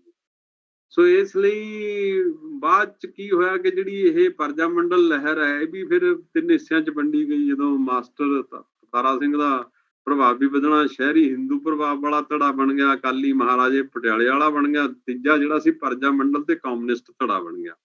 ਉਹਦੇ ਜਿਹੜੇ ਜਿੰਨੇ ਮੈਂ ਤੁਹਾਨੂੰ ਗਿਣਾਏ ਕਿ ਕਮਿਊਨਿਸਟ ਆਗੂ ਸੀਗੇ, ਉਹ ਆਪਣੀ ਗੱਲ ਸਮਝਦੇ ਸੀਗੇ। ਸੋ ਇਸ ਲਈ ਇਹ ਜਿਹੜਾ ਰਿਆਸਤਾਂ ਵਿੱਚ ਕਮਿਊਨਿਸਟਾਂ ਦਾ ਮੁੱਖ ਆਧਾਰ ਜਿਹੜਾ ਸੀਗਾ, ਉਹ ਮਜ਼ਾਰਾ ਲਹਿਰਾਂ ਸੀਗੀਆਂ। ਮਜ਼ਾਰਿਆਂ ਦੀ ਲੜਾਈ ਲੜਨਾ, ਉਹਨਾਂ ਨੂੰ ਜ਼ਮੀਨ ਦਿਵਾਉਣਾ। ਤੇ ਮਾਸਟਰ ਹਰੀ ਸਿੰਘ ਉਹਨਾਂ ਨੇ ਇਹਦੇ ਤੇ ਇੱਕ ਕਿਤਾਬ ਵੀ ਲਿਖੀ ਹੈ। ਸੋ ਇਹ ਪੂਰਾ ਇੱਕ ਪ੍ਰਚਲਨ ਹੈ ਪੰਜਾਬ ਦਾ, ਜਦੋਂ ਅਸੀਂ ਇਹਨੂੰ ਪੰਜਾਬ ਦੇ ਵਿੱਚ ਦੇਖਦੇ ਹਾਂ ਸਾਰੇ ਕਾਸੇ ਨੂੰ। ਤੇ ਉਹਦੇ ਹਿਸਾਬ ਕਿਤਾਬ ਜੀ ਫਿਰ ਸੈਕੰਡ ਵਰਲਡ ਵਾਰ ਹੁੰਦੀ ਹੈ, ਉਹ ਜਿਹੜੀ ਲਹਿਰਾਂ ਚੱਲਦੀਆਂ, ਤੇ ਅਸੀਂ ਆਜ਼ਾਦੀ ਤੱਕ ਜਿਹੜਾ ਇੱਥੇ ਜਿਹੜੀ CPI ਪਾਰਟੀ ਹੈਗੀ ਆ, ਉਹਦਾ ਯੂਨਿਟ ਵੀ ਸੀਗਾ। ਬਹੁਤ ਸਾਰੇ ਲੋਕ ਜਿਹੜੇ ਉਹਦੇ 'ਚ ਵੀ ਸੀਗੇ, ਤੇ ਸੋਸ਼ਲਿਸਟ ਕਾਂਗਰਸ ਦੇ ਵਿੱਚੋਂ ਵੀ ਬਹੁਤ ਐਕਟਿਵ ਸੀਗੇ, ਤੇ ਇਹ ਪਰਜਾ ਮੰਡਲ ਦੇ ਵਿੱਚ ਵੀ ਸੀਗੇ ਜਿਹੜੇ ਬਾਅਦ 'ਚ ਕਮਿਊਨਿਸਟਾਂ 'ਚ ਆਏ। ਤੇ ਜਿਹੜੇ ਗਦਰੀ ਬਾਬੇ ਸੀਗੇ, ਉਹ ਵੀ ਕਮਿਊਨਿਸਟਾਂ ਦੇ 'ਚ ਆਏ, ਜਿਨ੍ਹਾਂ ਦੀ ਇਹ ਸਮਝ ਸੀਗੀ ਕਿ ਇੱਥੇ ਸਮਾਜਵਾਦ ਹੋਣਾ ਚਾਹੀਦਾ, ਤੇ ਜਿਹੜੀ ਇਹ ਆਜ਼ਾਦੀ ਦੀ ਲੜਾਈ ਹੈ, ਇਹਦੇ ਤੋਂ ਬਾਅਦ ਕਿਸ ਤਰ੍ਹਾਂ ਦਾ ਹਿੰਦੁਸਤਾਨ ਹੋਊਗਾ ਜਾਂ ਪੰਜਾਬ ਹੋਊਗਾ, ਉਹਦੇ ਬਾਰੇ 'ਚ ਕਾਫੀ ਜਿਹੜੀ ਸਮਝ ਉੱਭਰਨੀ, ਜਿਹੜੀ ਹੈ ਉਹਦੀ ਸਮਝਦਾਰੀ ਬਣਨੀ। ਉਹਦੀਆਂ ਲਿਟਰੇਚਰ ਉਦੋਂ ਨਹੀਂ ਸੀ ਇਸ ਤਰ੍ਹਾਂ ਅਲਾਊਡ, ਪਰ ਉਹ ਪ੍ਰਾਪਤ ਹੁੰਦਾ ਸੀ, ਤੇ ਲੋਕ ਪੈਦਲ ਹੀ ਜਿਹੜੇ ਆ ਮਾਸਕੋ ਤੱਕ ਜਾਂਦੇ ਸੀ, ਤੇ ਹੋਰ ਥਾਵਾਂ ਤੇ ਵੀ ਜਾਂਦੇ ਸੀਗੇ। ਉਹ ਇੱਕ ਸੰਦਰਭ ਹੈਗਾ ਜਿਹੜਾ ਇਹਦੇ ਵਿੱਚ ਹੀ ਜਿਹੜੀ INA ਬਣੀ, ਉਹਦੀ ਲੜਾਈ ਤਾਂ ਪੰਜਾਬ 'ਚ ਨਹੀਂ, ਜਨਰਲ ਮੋਹਨ ਸਿੰਘ ਹੋਣੀ ਸੀਗੇ, ਹੋਰ ਸੀਗੇ। ਇੱਕ ਜਾਗਰੂਕਤਾ ਉਹ ਵੀ ਹੁੰਦੀ ਹੈ, ਪਰ ਉਹਦਾ ਵੱਡਾ ਪੰਜਾਬ ਦੇ ਵਿਦਿਨ ਬਹੁਤ ਵੱਡਾ ਉਵੇਂ ਦਾ ਕੁਛ ਨਹੀਂਗਾ। ਬਾਹਰ ਜਿਹੜੀ ਜਿਹੜਾ ਉਹਦਾ ਅਸਰ ਜਿਹੜਾ ਹੋਰ ਥਾਵਾਂ ਤੇ, ਇਸ ਲਈ ਉਹਦਾ ਬੜਾ ਜ਼ਿਕਰ ਨਹੀਂ ਮੈਂ ਕਰਦਾ। ਸੋ ਇੱਥੋਂ ਅੱਗੇ ਆਪਾਂ ਫਿਰ ਅਗਲੇ ਨੈਕਸਟ ਲੈਕਚਰ ਦੇ ਵਿੱਚ ਇੱਥੋਂ ਅੱਗੇ ਚੱਲਾਂਗੇ, ਜਿਹੜਾ ਹੁਣ ਦਾ ਸਾਡਾ ਪੰਜਾਬ ਹੈ, ਤੇ ਉਹਦੇ 'ਚ ਫਿਰ ਕਮਿਊਨਿਸਟ ਪਾਰਟੀ 1947 'ਚ, ਫਿਰ ਉਹਦੇ ਤੋਂ ਬਾਅਦ ਜਿਹੜੀ ਬਣੀ, ਤੇ ਉਹਦੇ ਜਿਹੜੀਆਂ ਲਹਿਰਾਂ ਉੱਠੀਆਂ, ਫਿਰ ਉਹਦੇ ਤੋਂ ਬਾਅਦ ਕਮਿਊਨਿਸਟ ਪਾਰਟੀ CPI ਤੋਂ ਬਾਅਦ CPM ਉਹਦੇ 'ਚੋਂ ਬਣ ਜਾਂਦੀ ਹੈ, ਤੇ CPM 'ਚੋਂ ਫਿਰ CPI ML ਬਣ ਜਾਂਦੀ ਹੈ। ਨਕਸਲਾਈਟਾਂ ਦੇ ਕਈ ਧੜੇ ਖੜੇ ਹੋ ਜਾਂਦੇ ਆ। ਫਿਰ ਉਹ ਚੱਲਦੇ ਬਹੁਤ ਸਾਰੀਆਂ ਮੂਵਮੈਂਟਾਂ ਜਿਹੜੀਆਂ, ਉਹ ਚਾਹੇ ਪਾਣੀ ਦੀ ਮੂਵਮੈਂਟ ਹੋਵੇ, ਖੁਸ਼ਹਸੈਤੀ ਟੈਕਸ ਦੀ ਮੂਵਮੈਂਟ ਵੀ ਹੋਵੇ, ਬੈਟਰਮੈਂਟ ਲੇਵੀ ਦੀ ਲੜਾਈ ਹੋਵੇ, ਫਿਰ ਚਾਹੇ ਉਹ ਬੱਸ ਕਿਰਾਇਆਂ ਦੀ ਲੜਾਈ ਹੋਵੇ, ਹੋਰ ਲੜਾਈਆਂ ਹੋਣ ਜਿਹੜੀਆਂ ਬਹੁਤ ਪ੍ਰਮੁੱਖ ਤੌਰ ਤੇ 1980-85 ਤੱਕ ਰਹੀਆਂ, ਜਿਨ੍ਹਾਂ ਸਟੂਡੈਂਟ ਯੂਨੀਅਨ ਬਹੁਤ ਰਹੀਆਂ। ਉਹਨਾਂ 'ਚ ਬਾਕੀ ਕਿਸਾਨੀ ਮੂਵਮੈਂਟ ਬਹੁਤ ਜ਼ਿਆਦਾ ਜ਼ਬਰਦਸਤ ਰਹੀਆਂ। ਉਹ ਸਾਰੀਆਂ ਨੂੰ ਦੇਖਦੇ ਹੋਏ ਫਿਰ ਆਪਾਂ ਅੱਜ ਦੀ ਤੱਕ ਦਾ ਸਫ਼ਰ ਕਰਾਂਗੇ, ਤੇ ਫਿਰ ਐਨਾਲਿਸਿਸ ਕਰਾਂਗੇ ਵੀ ਹੁਣ ਕਿੱਧਰ ਨੂੰ ਜਾਇਆ ਜਾ ਸਕਦਾ, ਤੇ ਕਿਵੇਂ ਦੀ ਲੋੜ ਹੈ, ਕੀ ਇਹ ਸੰਭਾਵਨਾਵਾਂ ਕੀ ਬਣਦੀਆਂ। ਸੋ ਅੱਜ ਲਈ ਇੰਨੀ ਕਰਦੇ ਹੋਏ ਧੰਨਵਾਦ, ਸ਼ੁਕਰੀਆ ਜੀ ਸੁਣਨ ਲਈ। ਇੰਨਾ ਲੰਮਾ ਸਮਾਂ ਬੈਠ ਕੇ ਸੁਣਨ ਲਈ। ਤੇ ਜੇ ਸਵਾਲ ਕੋਈ ਹੋਣਗੇ, ਮੈਨੂੰ ਲੱਗਦਾ ਕਿ ਨੋਟ ਕਰ ਲਏ ਜਾਣ, ਜਾਂ ਮੈਨੂੰ ਭੇਜ ਦਿਓ, ਜਾਂ ਫਿਰ ਆਪਾਂ ਅਗਲੇ ਉਹਦੇ 'ਚ ਕਰ ਲਾਂਗੇ। ਸਰ ਤੁਹਾਡਾ ਬਹੁਤ ਬਹੁਤ ਸ਼ੁਕਰੀਆ। ਜਦੋਂ ਅਸੀਂ ਇਹ ਟੌਪਿਕ ਸੁਣਿਆ ਸੀਗਾ, ਸੱਚਮੁੱਚ ਸਾਨੂੰ ਲੱਗਦਾ ਸੀਗਾ ਵੀ ਇੰਨਾ ਦਿਲਚਸਪ ਨਹੀਂ ਹੋਊਗਾ, ਪਰ ਜਿੰਨਾ ਦਿਲਚਸਪ ਤੁਸੀਂ ਬਣਾ ਦਿੱਤਾ, ਔਰ ਜਿਸ ਦਿਲਚਸਪੀ ਨਾਲ, ਜਿਸ ਗਹਿਰਾਈ ਨਾਲ, ਜਿਸ ਸਹਿਜਤਾ ਤੇ ਸਰਲਤਾ ਦੇ ਨਾਲ ਤੁਸੀਂ ਇਹ ਸਾਰਾ ਸਾਨੂੰ ਬਿਰਤਾਂਤ ਸਾਡੇ ਸਾਹਮਣੇ ਰੱਖ ਦਿੱਤਾ, ਸਾਨੂੰ ਐਂ ਲੱਗ ਰਿਹਾ ਸੀਗਾ ਜਿਵੇਂ ਅਸੀਂ ਕੋਈ ਫਿਲਮ ਦੇਖ ਰਹੇ ਹੋਈਏ। ਔਰ ਟਾਈਮ ਤਾਂ ਅਸੀਂ ਆਪਣੇ ਕੋਲ ਘੜੀ ਰੱਖਦੇ ਹੀ ਨਹੀਂ ਹੈ, ਤੇ ਜੇ ਵੈਸੇ ਰੱਖੀ ਵੀ ਹੁੰਦੀ ਤਾਂ ਵੀ ਉਹਦੇ ਵੱਲ ਧਿਆਨ ਨਹੀਂ ਸੀ ਜਾਣਾ। ਮੈਨੂੰ ਬੜਾ ਵਧੀਆ ਲੱਗਿਆ ਤੇ ਬਹੁਤ ਸਾਰੇ ਲੋਕਾਂ ਨੇ ਕਮੈਂਟ ਜਿਹੜੇ ਨਾਲ ਦਿੱਤੇ ਆ, ਤੇ ਬਹੁਤ ਸਾਰੇ ਲੋਕ ਤਾਰੀਫ ਕਰ ਰਹੇ ਸੀਗੇ ਕਿ ਇੰਨੀ ਵਿਸ਼ਾਲਤਾ ਤੇ ਗਹਿਰਾਈ ਨਾਲ ਔਰ ਬੜੀਆਂ ਪੁਰਾਣੀਆਂ ਗੱਲਾਂ ਨੂੰ ਜਿਵੇਂ ਤੁਸੀਂ ਆਪਣੀਆਂ ਅੱਖਾਂ ਨਾਲ ਦੇਖਿਆ ਹੋਵੇ, ਇਸ ਤਰ੍ਹਾਂ ਪੇਸ਼ ਕੀਤਾ। ਤੇ ਡਾਕਟਰ ਸਾਹਿਬ, ਇਸ ਲੈਕਚਰ ਲਈ ਮੈਂ ਸੱਚਮੁੱਚ ਸਮਝਦਾ ਕਿ ਇੰਨੀ ਡਿਟੇਲ ਨਾਲ ਤੇ ਇੰਨੀ ਗਹਿਰਾਈ ਨਾਲ ਤੇ ਇੰਨੀ ਇੱਕ ਸਪਸ਼ਟਤਾ ਦੇ ਨਾਲ ਜਿੱਥੇ ਤੱਕ ਤੁਸੀਂ ਲਿਆਂਦਾ, ਤੇ ਇੰਨਾ ਹੀ ਹੋਣਾ ਸੀਗਾ ਅੱਜ। ਤੇ ਇਹ ਤੋਂ ਅਗਲਾ ਲੈਕਚਰ ਅਸੀਂ ਰੱਖਾਂਗੇ ਤੁਹਾਡਾ, ਜਿਹੜਾ ਆਜ਼ਾਦੀ ਤੋਂ ਬਾਅਦ ਜਿਹਦੇ ਵੱਲ ਤੁਸੀਂ ਇਸ਼ਾਰਾ ਕੀਤਾ, ਉਹ ਵੀ ਜ਼ਰੂਰ ਰੱਖਾਂਗੇ। ਉਹ ਤੋਂ ਬਿਨਾਂ ਗੱਲ ਨਹੀਂ ਬਣਨੀ ਹੈ। ਤੇ ਅੱਜ ਤੁਹਾਡੇ ਲੈਕਚਰ ਲਈ ਮੈਂ ਸਪੈਸ਼ਲ ਥੈਂਕਸ ਇਹ ਕਰਨਾ ਚਾਹੁੰਦਾ, ਉਹ ਹੈ ਮੇਰੇ ਕੁਲੀਗ ਡਾਕਟਰ ਜਸਕਰਨ ਸਿੰਘ ਗਿੱਲ। ਵੈਸੇ ਉਹਨਾਂ ਦਾ ਧੰਨਵਾਦ ਕਰਨਾ ਨਹੀਂ ਬਣਦਾ, ਕਿਉਂਕਿ ਉਹ ਪੰਜਾਬ ਦਰਸ਼ਨ ਦੀ ਸਮਿਤਿਕ ਟੀਮ ਦੇ ਮੈਂਬਰ ਵੀ ਹੈ।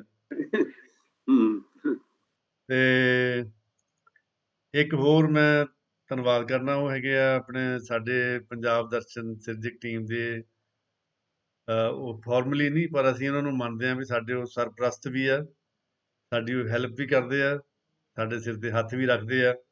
ਉਹ ਹੈਗੇ ਆ ਚੰਡੀਗੜ੍ਹ ਦੇ, ਪੰਜਾਬ ਯੂਨੀਵਰਸਿਟੀ ਚੰਡੀਗੜ੍ਹ ਤੋਂ ਡਾਕਟਰ ID ਗੌੜ ਤੇ ਪ੍ਰੋਫੈਸਰ ਹਰਪਾਲ ਸਿੰਘ।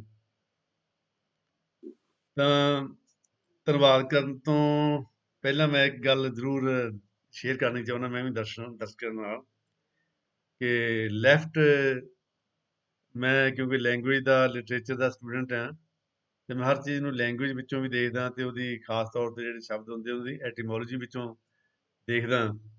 ਤੇ ਜਿਹੜਾ ਲੈਫਟ ਸ਼ਬਦ ਹੈ, ਜਿਹੜਾ ਅੰਗਰੇਜ਼ੀ ਦਾ, ਇਹਦੀ ਜਿਹੜੀ ਐਟੀਮੋਲੋਜੀ ਹੈ, ਉਹ ਹੈਗੀ ਵੀਕ। ਮੈਂ ਸੋਚ ਰਿਹਾ ਸੀਗਾ ਵੀ ਇਹ ਵੀਕ ਕਿਉਂ ਆ, ਤੇ ਇਹਦੇ ਬਾਰੇ ਮੈਨੂੰ ਜਾਣਕਾਰੀ ਮਿਲੀ ਕਿ ਕਿਉਂਕਿ ਲੈਫਟ ਸਾਈਡ ਤੇ ਬੰਦੇ ਦਾ ਹਾਰਟ ਹੁੰਦਾ, ਦਿਲ ਹੁੰਦਾ, ਤੇ ਦਿਲ ਜਿਹੜਾ ਬੰਦੇ ਨੂੰ ਕਮਜ਼ੋਰ ਕਰ ਦਿੰਦਾ। ਤੇ ਆਮ ਤੌਰ ਤੇ ਜਿਹੜਾ ਫੀਲਿੰਗ ਵਾਲਾ ਬੰਦਾ ਹੁੰਦਾ ਜਾਂ ਭਾਵਨਾਵਾਂ ਵਾਲਾ ਬੰਦਾ ਹੁੰਦਾ, ਉਹ ਪਿੱਛੇ ਰਹਿ ਜਾਂਦਾ, ਉਹ ਵੀਕ ਹੋ ਜਾਂਦਾ। ਇਸ ਕਰਕੇ ਵੀਕ ਹੋਣ ਕਰਕੇ ਪਿੱਛੇ ਰਹਿ ਜਾਂਦਾ, ਜਾਂ ਪਿੱਛੇ ਰਹਿਣ ਕਰਕੇ ਵੀਕ ਹੋ ਜਾਂਦਾ। ਲੇਕਿਨ ਜਿਹੜਾ ਰਾਈਟ ਸ਼ਬਦ ਹੈਗਾ, ਇਹਦੀ ਜਿਹੜੀ ਐਟੀਮੋਲੋਜੀ ਆ, ਇਹ ਬੜੀ ਕਮਾਲ ਦੀ ਆ, ਮੇਰੇ ਲਈ ਬੜੀ ਜਾਣਕਾਰੀ ਭਰਪੂਰ ਰਹੀ ਮੈਨੂੰ ਲੱਗਦਾ। ਰਾਈਟ ਦਾ ਜੇ ਹੋਰ ਪਿੱਛੇ ਜਾ ਕੇ ਦੇਖ ਲਓ, ਇਹਦਾ ਪਰਸ਼ੀਅਨ ਦਾ ਸ਼ਬਦ ਹੈ ਰਸਤਾ, ਔਰ ਉਹਦਾ ਮਤਲਬ ਹੈ ਮੂਵ ਇਨ ਏ ਸਟ੍ਰੇਟ ਲਾਈਨ, ਜਿਹੜਾ ਸਿੱਧਾ ਚੱਲਦਾ, ਔਰ ਸਿੱਧਾ ਉਹੀ ਚੱਲਦਾ ਜਿਹੜਾ ਸਟਰੋਂਗ ਹੁੰਦਾ। ਤੇ ਜਿਵੇਂ ਮੈਨੂੰ ਪਾਤਰ ਸਾਹਿਬ ਦਾ ਸ਼ੇਰ ਵੀ ਯਾਦ ਆ ਰਿਹਾ, ਮੈਂ ਰਾਹਾਂ ਤੇ ਨਹੀਂ ਤੁਰਦਾ, ਮੈਂ ਤੁਰਦਾ ਹਾਂ ਤਾਂ ਰਾਹ ਬਣਦੇ ਨੇ। ਜਿਹੜਾ ਵੀਕ ਜਿਹੜਾ ਹੈਗਾ, ਜਿਹੜਾ ਕਮਜ਼ੋਰ ਹੈਗਾ, ਉਹ ਕਮਜ਼ੋਰ ਉਦੋਂ ਤੱਕ ਹੀ ਹੁੰਦਾ ਜਦੋਂ ਭਾਵਨਾਵਾਂ ਵਿੱਚ ਰੁੜ ਜਾਂਦਾ ਜਾਂ ਵਹਿ ਜਾਂਦਾ। ਪਰ ਜਦੋਂ ਉਹਦੇ ਪ੍ਰੋਫੈਸਰ ਪੂਰਨ ਸਿੰਘ ਨੇ ਬਹੁਤ ਸੋਹਣੀ ਲਾਈਨ ਲਿਖੀ ਆ, ਉਹ ਕਹਿੰਦੇ ਅਲਟੀਮੇਟ ਨੌਲੇਜ ਇਜ਼ ਫੀਲਿੰਗ। ਜਦੋਂ ਤੁਹਾਡੇ ਦਿਲ ਦੇ ਵਿੱਚ ਫੀਲਿੰਗ ਉਤਰ ਆਉਂਦੀ ਆ, ਫੀਲਿੰਗ ਨਹੀਂ ਗਿਆਨ ਉਤਰ ਆਉਂਦਾ ਹੈ, ਤੇ ਜਦ ਤੁਸੀਂ ਆਪਣੀ ਫੀਲਿੰਗ ਨੂੰ ਗਿਆਨ ਦੇ ਸਮਰਪਣ ਕਰ ਦਿੰਦੇ ਆ, ਤੇ ਉਸ ਵੇਲੇ ਬੰਦਾ ਸਟਰੋਂਗ ਹੋ ਜਾਂਦਾ ਹੈ। ਤੇ ਮੇਰਾ ਖਿਆਲ ਨਾਲ ਜਿਹੜਾ ਲੈਫਟ ਦੀ ਜਿਹੜੀ ਲੜਾਈ ਆ, ਉਹ ਫੀਲਿੰਗ ਦੀ ਲੜਾਈ ਨਹੀਂ, ਉਹ ਗਿਆਨ ਦੀ ਲੜਾਈ ਆ। ਉਹ ਗਿਆਨ ਜਿਹੜਾ ਫੀਲਿੰਗ ਦੇ ਨਾਲ ਇੱਕ-ਮਿਕ ਹੋਇਆ, ਜਿਹਨੂੰ ਅਰਦਾਸ ਵਿੱਚ ਕਿਹਾ ਜਾਂਦਾ, ਸਿੱਖਾਂ ਦਾ ਮਨ ਨੀਵਾਂ ਮੱਤ ਉੱਚੀ। ਉਹ ਮੱਤ ਜਦੋਂ ਤੁਹਾਡੇ ਮਨ ਦੇ ਵਿੱਚ ਨਿਵਾਸ ਕਰ ਜਾਂਦੀ ਹੈ, ਤੁਹਾਡੀ ਫੀਲਿੰਗ ਜਿਹੜੀ ਆ, ਉਹ ਜਿਹੜੀ ਕਮਜ਼ੋਰੀ ਉਹ ਦੂਰ ਹੋ ਜਾਂਦੀ ਆ, ਫਿਰ ਫੀਲਿੰਗ ਤੁਹਾਡੀ ਸਟਰੋਂਗ ਹੋ ਜਾਂਦੀ ਆ, ਔਰ ਅਲਟੀਮੇਟ ਨੌਲੇਜ ਬਣ ਜਾਂਦੀ ਆ, ਤੇ ਫਿਰ ਮੇਰਾ ਖਿਆਲ ਉਹ ਜਿੱਤ ਵੱਲ ਵੱਧਦੀ ਆ। ਤੇ ਤੁਹਾਡੇ ਲੈਕਚਰ ਦੇ ਵਿੱਚ ਇਹ ਚੀਜ਼ ਅਸੀਂ ਲਗਾਤਾਰ ਨਾਲ ਦੇਖ ਰਹੇ ਹਾਂ, ਤੇ ਇਹਦਾ ਅਗਲਾ ਸਫ਼ਰ ਵੀ ਦੇਖਾਂਗੇ। ਤੇ ਡਾਕਟਰ ਸਾਹਿਬ, ਇੱਕ ਵਾਰੀ ਫਿਰ ਤੁਹਾਡੀ ਬਹੁਤ ਮਿਹਰਬਾਨੀ। ਔਰ ਤੁਹਾਡਾ ਲੈਕਚਰ ਜਿਨ੍ਹਾਂ ਲੋਕਾਂ ਨੇ ਸੁਣਿਆ, ਸਾਡੇ ਬਹੁਤ ਸਾਰੇ ਸਰੋਤੇ ਤਾਂ ਪੁਰਾਣੇ ਆ ਜਿਹੜੇ ਹਰ ਵਾਰ ਸੁਣਦੇ ਆ, ਕਿ ਕੁਝ ਨਵੇਂ ਸ਼ਾਮਲ ਹੋਏ, ਮੈਂ ਉਹਨਾਂ ਦੇ ਨਾਂ ਜ਼ਰੂਰ, ਅਸੀਂ ਇਹ ਵੀ ਰੱਖਿਆ ਹੋਇਆ ਵੀ ਉਹਨਾਂ ਦੇ ਨਾਂ ਲੈਣੇ ਆ। ਤੇ ਉਹਨਾਂ ਵਿੱਚ ਨਵੇਂ ਸ਼ਹਿਰ ਤੋਂ ਵੈਸ਼ਨੋ ਸ਼ਰਮਾ ਜੀ, ਤੇ ਡਾਕਟਰ JP ਸਿੰਘ, ਸੋਹਲ ਸਰਬ, ਰਵਿੰਦਰ ਸਿੰਘ ਸਹਿਰਾ, ਜਗਜੀਤ, ਦਲਜੀਤ, ਡਾਕਟਰ ਸੁਰਿੰਦਰ ਮੋਹਨ ਸਿੰਘ ਸਿੱਧੂ, ਫਿਰਦੌਸ ਮਲਿਕ, ਗੁਲਜ਼ਾਰ ਸਿੰਘ ਡੰਡੀਵਾਲ, ਕਸ਼ਮੀਰ ਸਿੰਘ ਪਟਿਆਲਾ, ਅਮਰਪਾਲ ਸੰਘਾ ਤੇ ਵਿਸ਼ੇਸ਼ ਤੌਰ ਤੇ ਦਿੱਲੀ ਤੋਂ ਡਾਕਟਰ ਜਗਵੀਰ ਸਿੰਘ ਜੀ ਨੇ ਇਹ ਲੈਕਚਰ ਸਾਰਾ ਤੁਹਾਡਾ ਦੇਖਿਆ ਸੁਣਿਆ। ਹਰਜਿੰਦਰ ਸਿੰਘ ਸੋਢੀ, ਇਹ ਮੇਰੇ ਬਚਪਨ ਦੇ ਦੋਸਤ, ਇਹਨਾਂ ਨੇ ਪਤਾ ਨਹੀਂ ਕਿੱਦਾਂ ਦੇਖ ਲਿਆ। ਤੇ ਪਰਮਿੰਦਰ ਕੌਰ ਕੈਨੇਡਾ, ਤਰਲੋਚਨ ਸਿੰਘ, ਸੰਦੀਪ ਕੌਰ, ਲਖਵੀਰ ਸਿੰਘ ਸਿੱਧੂ, ਪ੍ਰੀਤ ਸਿੰਘ ਸੋਢੀ, ਪਰਮਿੰਦਰ ਸਿੰਘ ਜਾਪਾਨ ਤੋਂ, ਡਾਕਟਰ ਕਸ਼ਮੀਰ ਸਿੰਘ ਕੁੰਡਾ, ਰਾਜਪਾਲ ਸਿੰਘ, ਪ੍ਰੋਫੈਸਰ ਸ਼ਾਮ ਸਿੰਘ ਗੜ੍ਹਦੀ ਵਾਲੇ ਤੋਂ, ਤੇ ਇਹਨਾਂ ਸਾਰਿਆਂ ਨੇ ਲੈਕਚਰ ਦੇਖਿਆ। ਮੈਂ ਇਹਨਾਂ ਦਾ ਧੰਨਵਾਦ ਕਰਦਾ ਕਿ ਇਹਨਾਂ ਨੇ ਵੈਸੇ ਧੰਨਵਾਦ ਉਹਨਾਂ ਨੂੰ ਸਾਡਾ ਕਰਨਾ ਚਾਹੀਦਾ, ਅਸੀਂ ਇਹਨਾਂ ਨੂੰ ਇੰਨਾ ਸੋਹਣਾ ਲੈਕਚਰ ਥੈਂਕ ਯੂ ਜੀ, ਥੈਂਕ ਯੂ, ਸੁਣਨ ਲਈ ਧੰਨਵਾਦ। ਤੇ ਕੁਝ ਵਿਦਿਆਰਥੀ ਤੁਹਾਡੇ ਹੋਣਗੇ, ਪ੍ਰੈਸ ਸਾਹਿਬ ਤਰਨ ਗੁਪਤਾ ਬੁਢਲਾਡੇ ਤੋਂ, ਫਿਰਦੌਸ ਮਲਿਕ ਕਸ਼ਮੀਰ ਤੋਂ, ਗੁਰਮੀਤ, ਸੁਖਰਾਮ, ਅੰਕਿਤਾ, ਸ਼ਵੇਤਾ, ਜਗਦੇਵ ਸਮਾਣੇ ਤੋਂ, ਹਰਜਿੰਦਰ ਤੇ ਜਸਕਰਨ, ਤੇ ਇੱਕ ਹੋਰ ਨਾਂ ਆਇਆ ਸ਼੍ਰੀ ਚਰਨ ਸਿੰਘ ਵਿਰਦੀ, ਬ੍ਰੈਕਟ ਵਿੱਚ ਲਿਖਿਆ ਕਾਮਰੇਡ। ਤੇ ਜੇ ਇਹ ਤੁਹਾਡੇ ਲੈਕਚਰ ਨਹੀਂ ਸੁਣਨਗੇ ਤਾਂ ਕੌਣ ਸੁਣੂਗਾ ਡਾਕਟਰ ਸਾਹਿਬ। ਤੇ ਡਾਕਟਰ ਸਾਹਿਬ ਮਤਲਬ ਮੇਰਾ ਜੀ ਕਰਦਾ ਵੀ ਤੁਹਾਡਾ ਧੰਨਵਾਦ ਧੰਨਵਾਦ ਧੰਨਵਾਦ ਕਿੰਨੀ ਵਾਰੀ ਲਗਾਤਾਰ ਕਹਿ ਦਵਾਂ। ਸੱਚੀ ਮੁੱਚੀ ਇੰਨਾ ਵਧੀਆ ਲੈਕਚਰ ਲੱਗਿਆ ਤੇ ਬਹੁਤ ਬਹੁਤ ਮਿਹਰਬਾਨੀ। ਫਿਰ ਪ੍ਰੋਮਿਸ ਰਿਹਾ ਤੁਹਾਡਾ ਇੱਕ ਵਾਰੀ ਲੈਕਚਰ ਫਿਰ ਸੁਣਾਂਗੇ ਇਹਦਾ ਅਗਲਾ ਹਿੱਸਾ। ਤੇ ਪੰਜਾਬ ਦਰਸ਼ਨ ਦੇ ਸਾਰੇ ਸਰੋਤਿਆਂ ਦਾ ਬਹੁਤ ਬਹੁਤ ਧੰਨਵਾਦ, ਬਹੁਤ ਮਿਹਰਬਾਨੀ। ਸ਼ੁਕਰੀਆ ਜੀ, ਸ਼ੁਕਰੀਆ ਜੀ, ਥੈਂਕ ਯੂ ਜੀ। ਹਾਂਜੀ, ਕੋਈ ਗੱਲ ਸਰ ਤੁਸੀਂ ਕਹਿਣੀ ਚਾਹੋ? ਬਸ ਮੇਰਾ ਮਤਲਬ ਇੰਨਾ ਲੰਬਾ ਸਮਾਂ ਸੁਣਨ ਲਈ ਧੰਨਵਾਦ। ਤੇ ਡਾਇਲੋਗ ਚੱਲਦਾ ਰਹੂਗਾ, ਆਪਾਂ ਮੇਰਾ ਖਿਆਲ ਠੀਕ ਇਹਦੇ ਚ ਡਿਬੇਟ ਤੇ ਸਾਰਾ ਕੁਝ ਕਰਾਂਗੇ। ਤੇ ਨੈਕਸਟ ਲੈਕਚਰ ਜਿਹੜਾ ਕੋਸ਼ਿਸ਼ ਕਰਾਂਗੇ ਜਿਹੜੀ ਅੱਜ ਤੱਕ ਦੀ ਸਿਚੁਏਸ਼ਨ ਹੈ ਉਹਨੂੰ ਪਹੁੰਚੀਏ ਤੇ ਉਹ ਜ਼ਿਆਦਾ ਫਰੂਟਫੁਲ ਅੰਡਰਸਟੈਂਡਿੰਗ ਜਿਹੜੀ ਬਣਾਉਣ ਦੀ ਕੋਸ਼ਿਸ਼ ਕਰੀਏ। ਥੈਂਕ ਯੂ ਜੀ।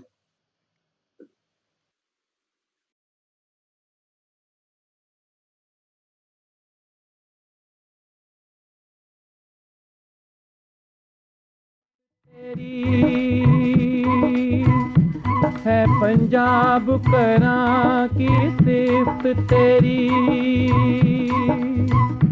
पंजाब करां की सिफ्त तेरी, शाना दे सब सामान तेरे, जल पौन तेरा हरियाल तेरी, दरिया पर्वत मैदान तेरे।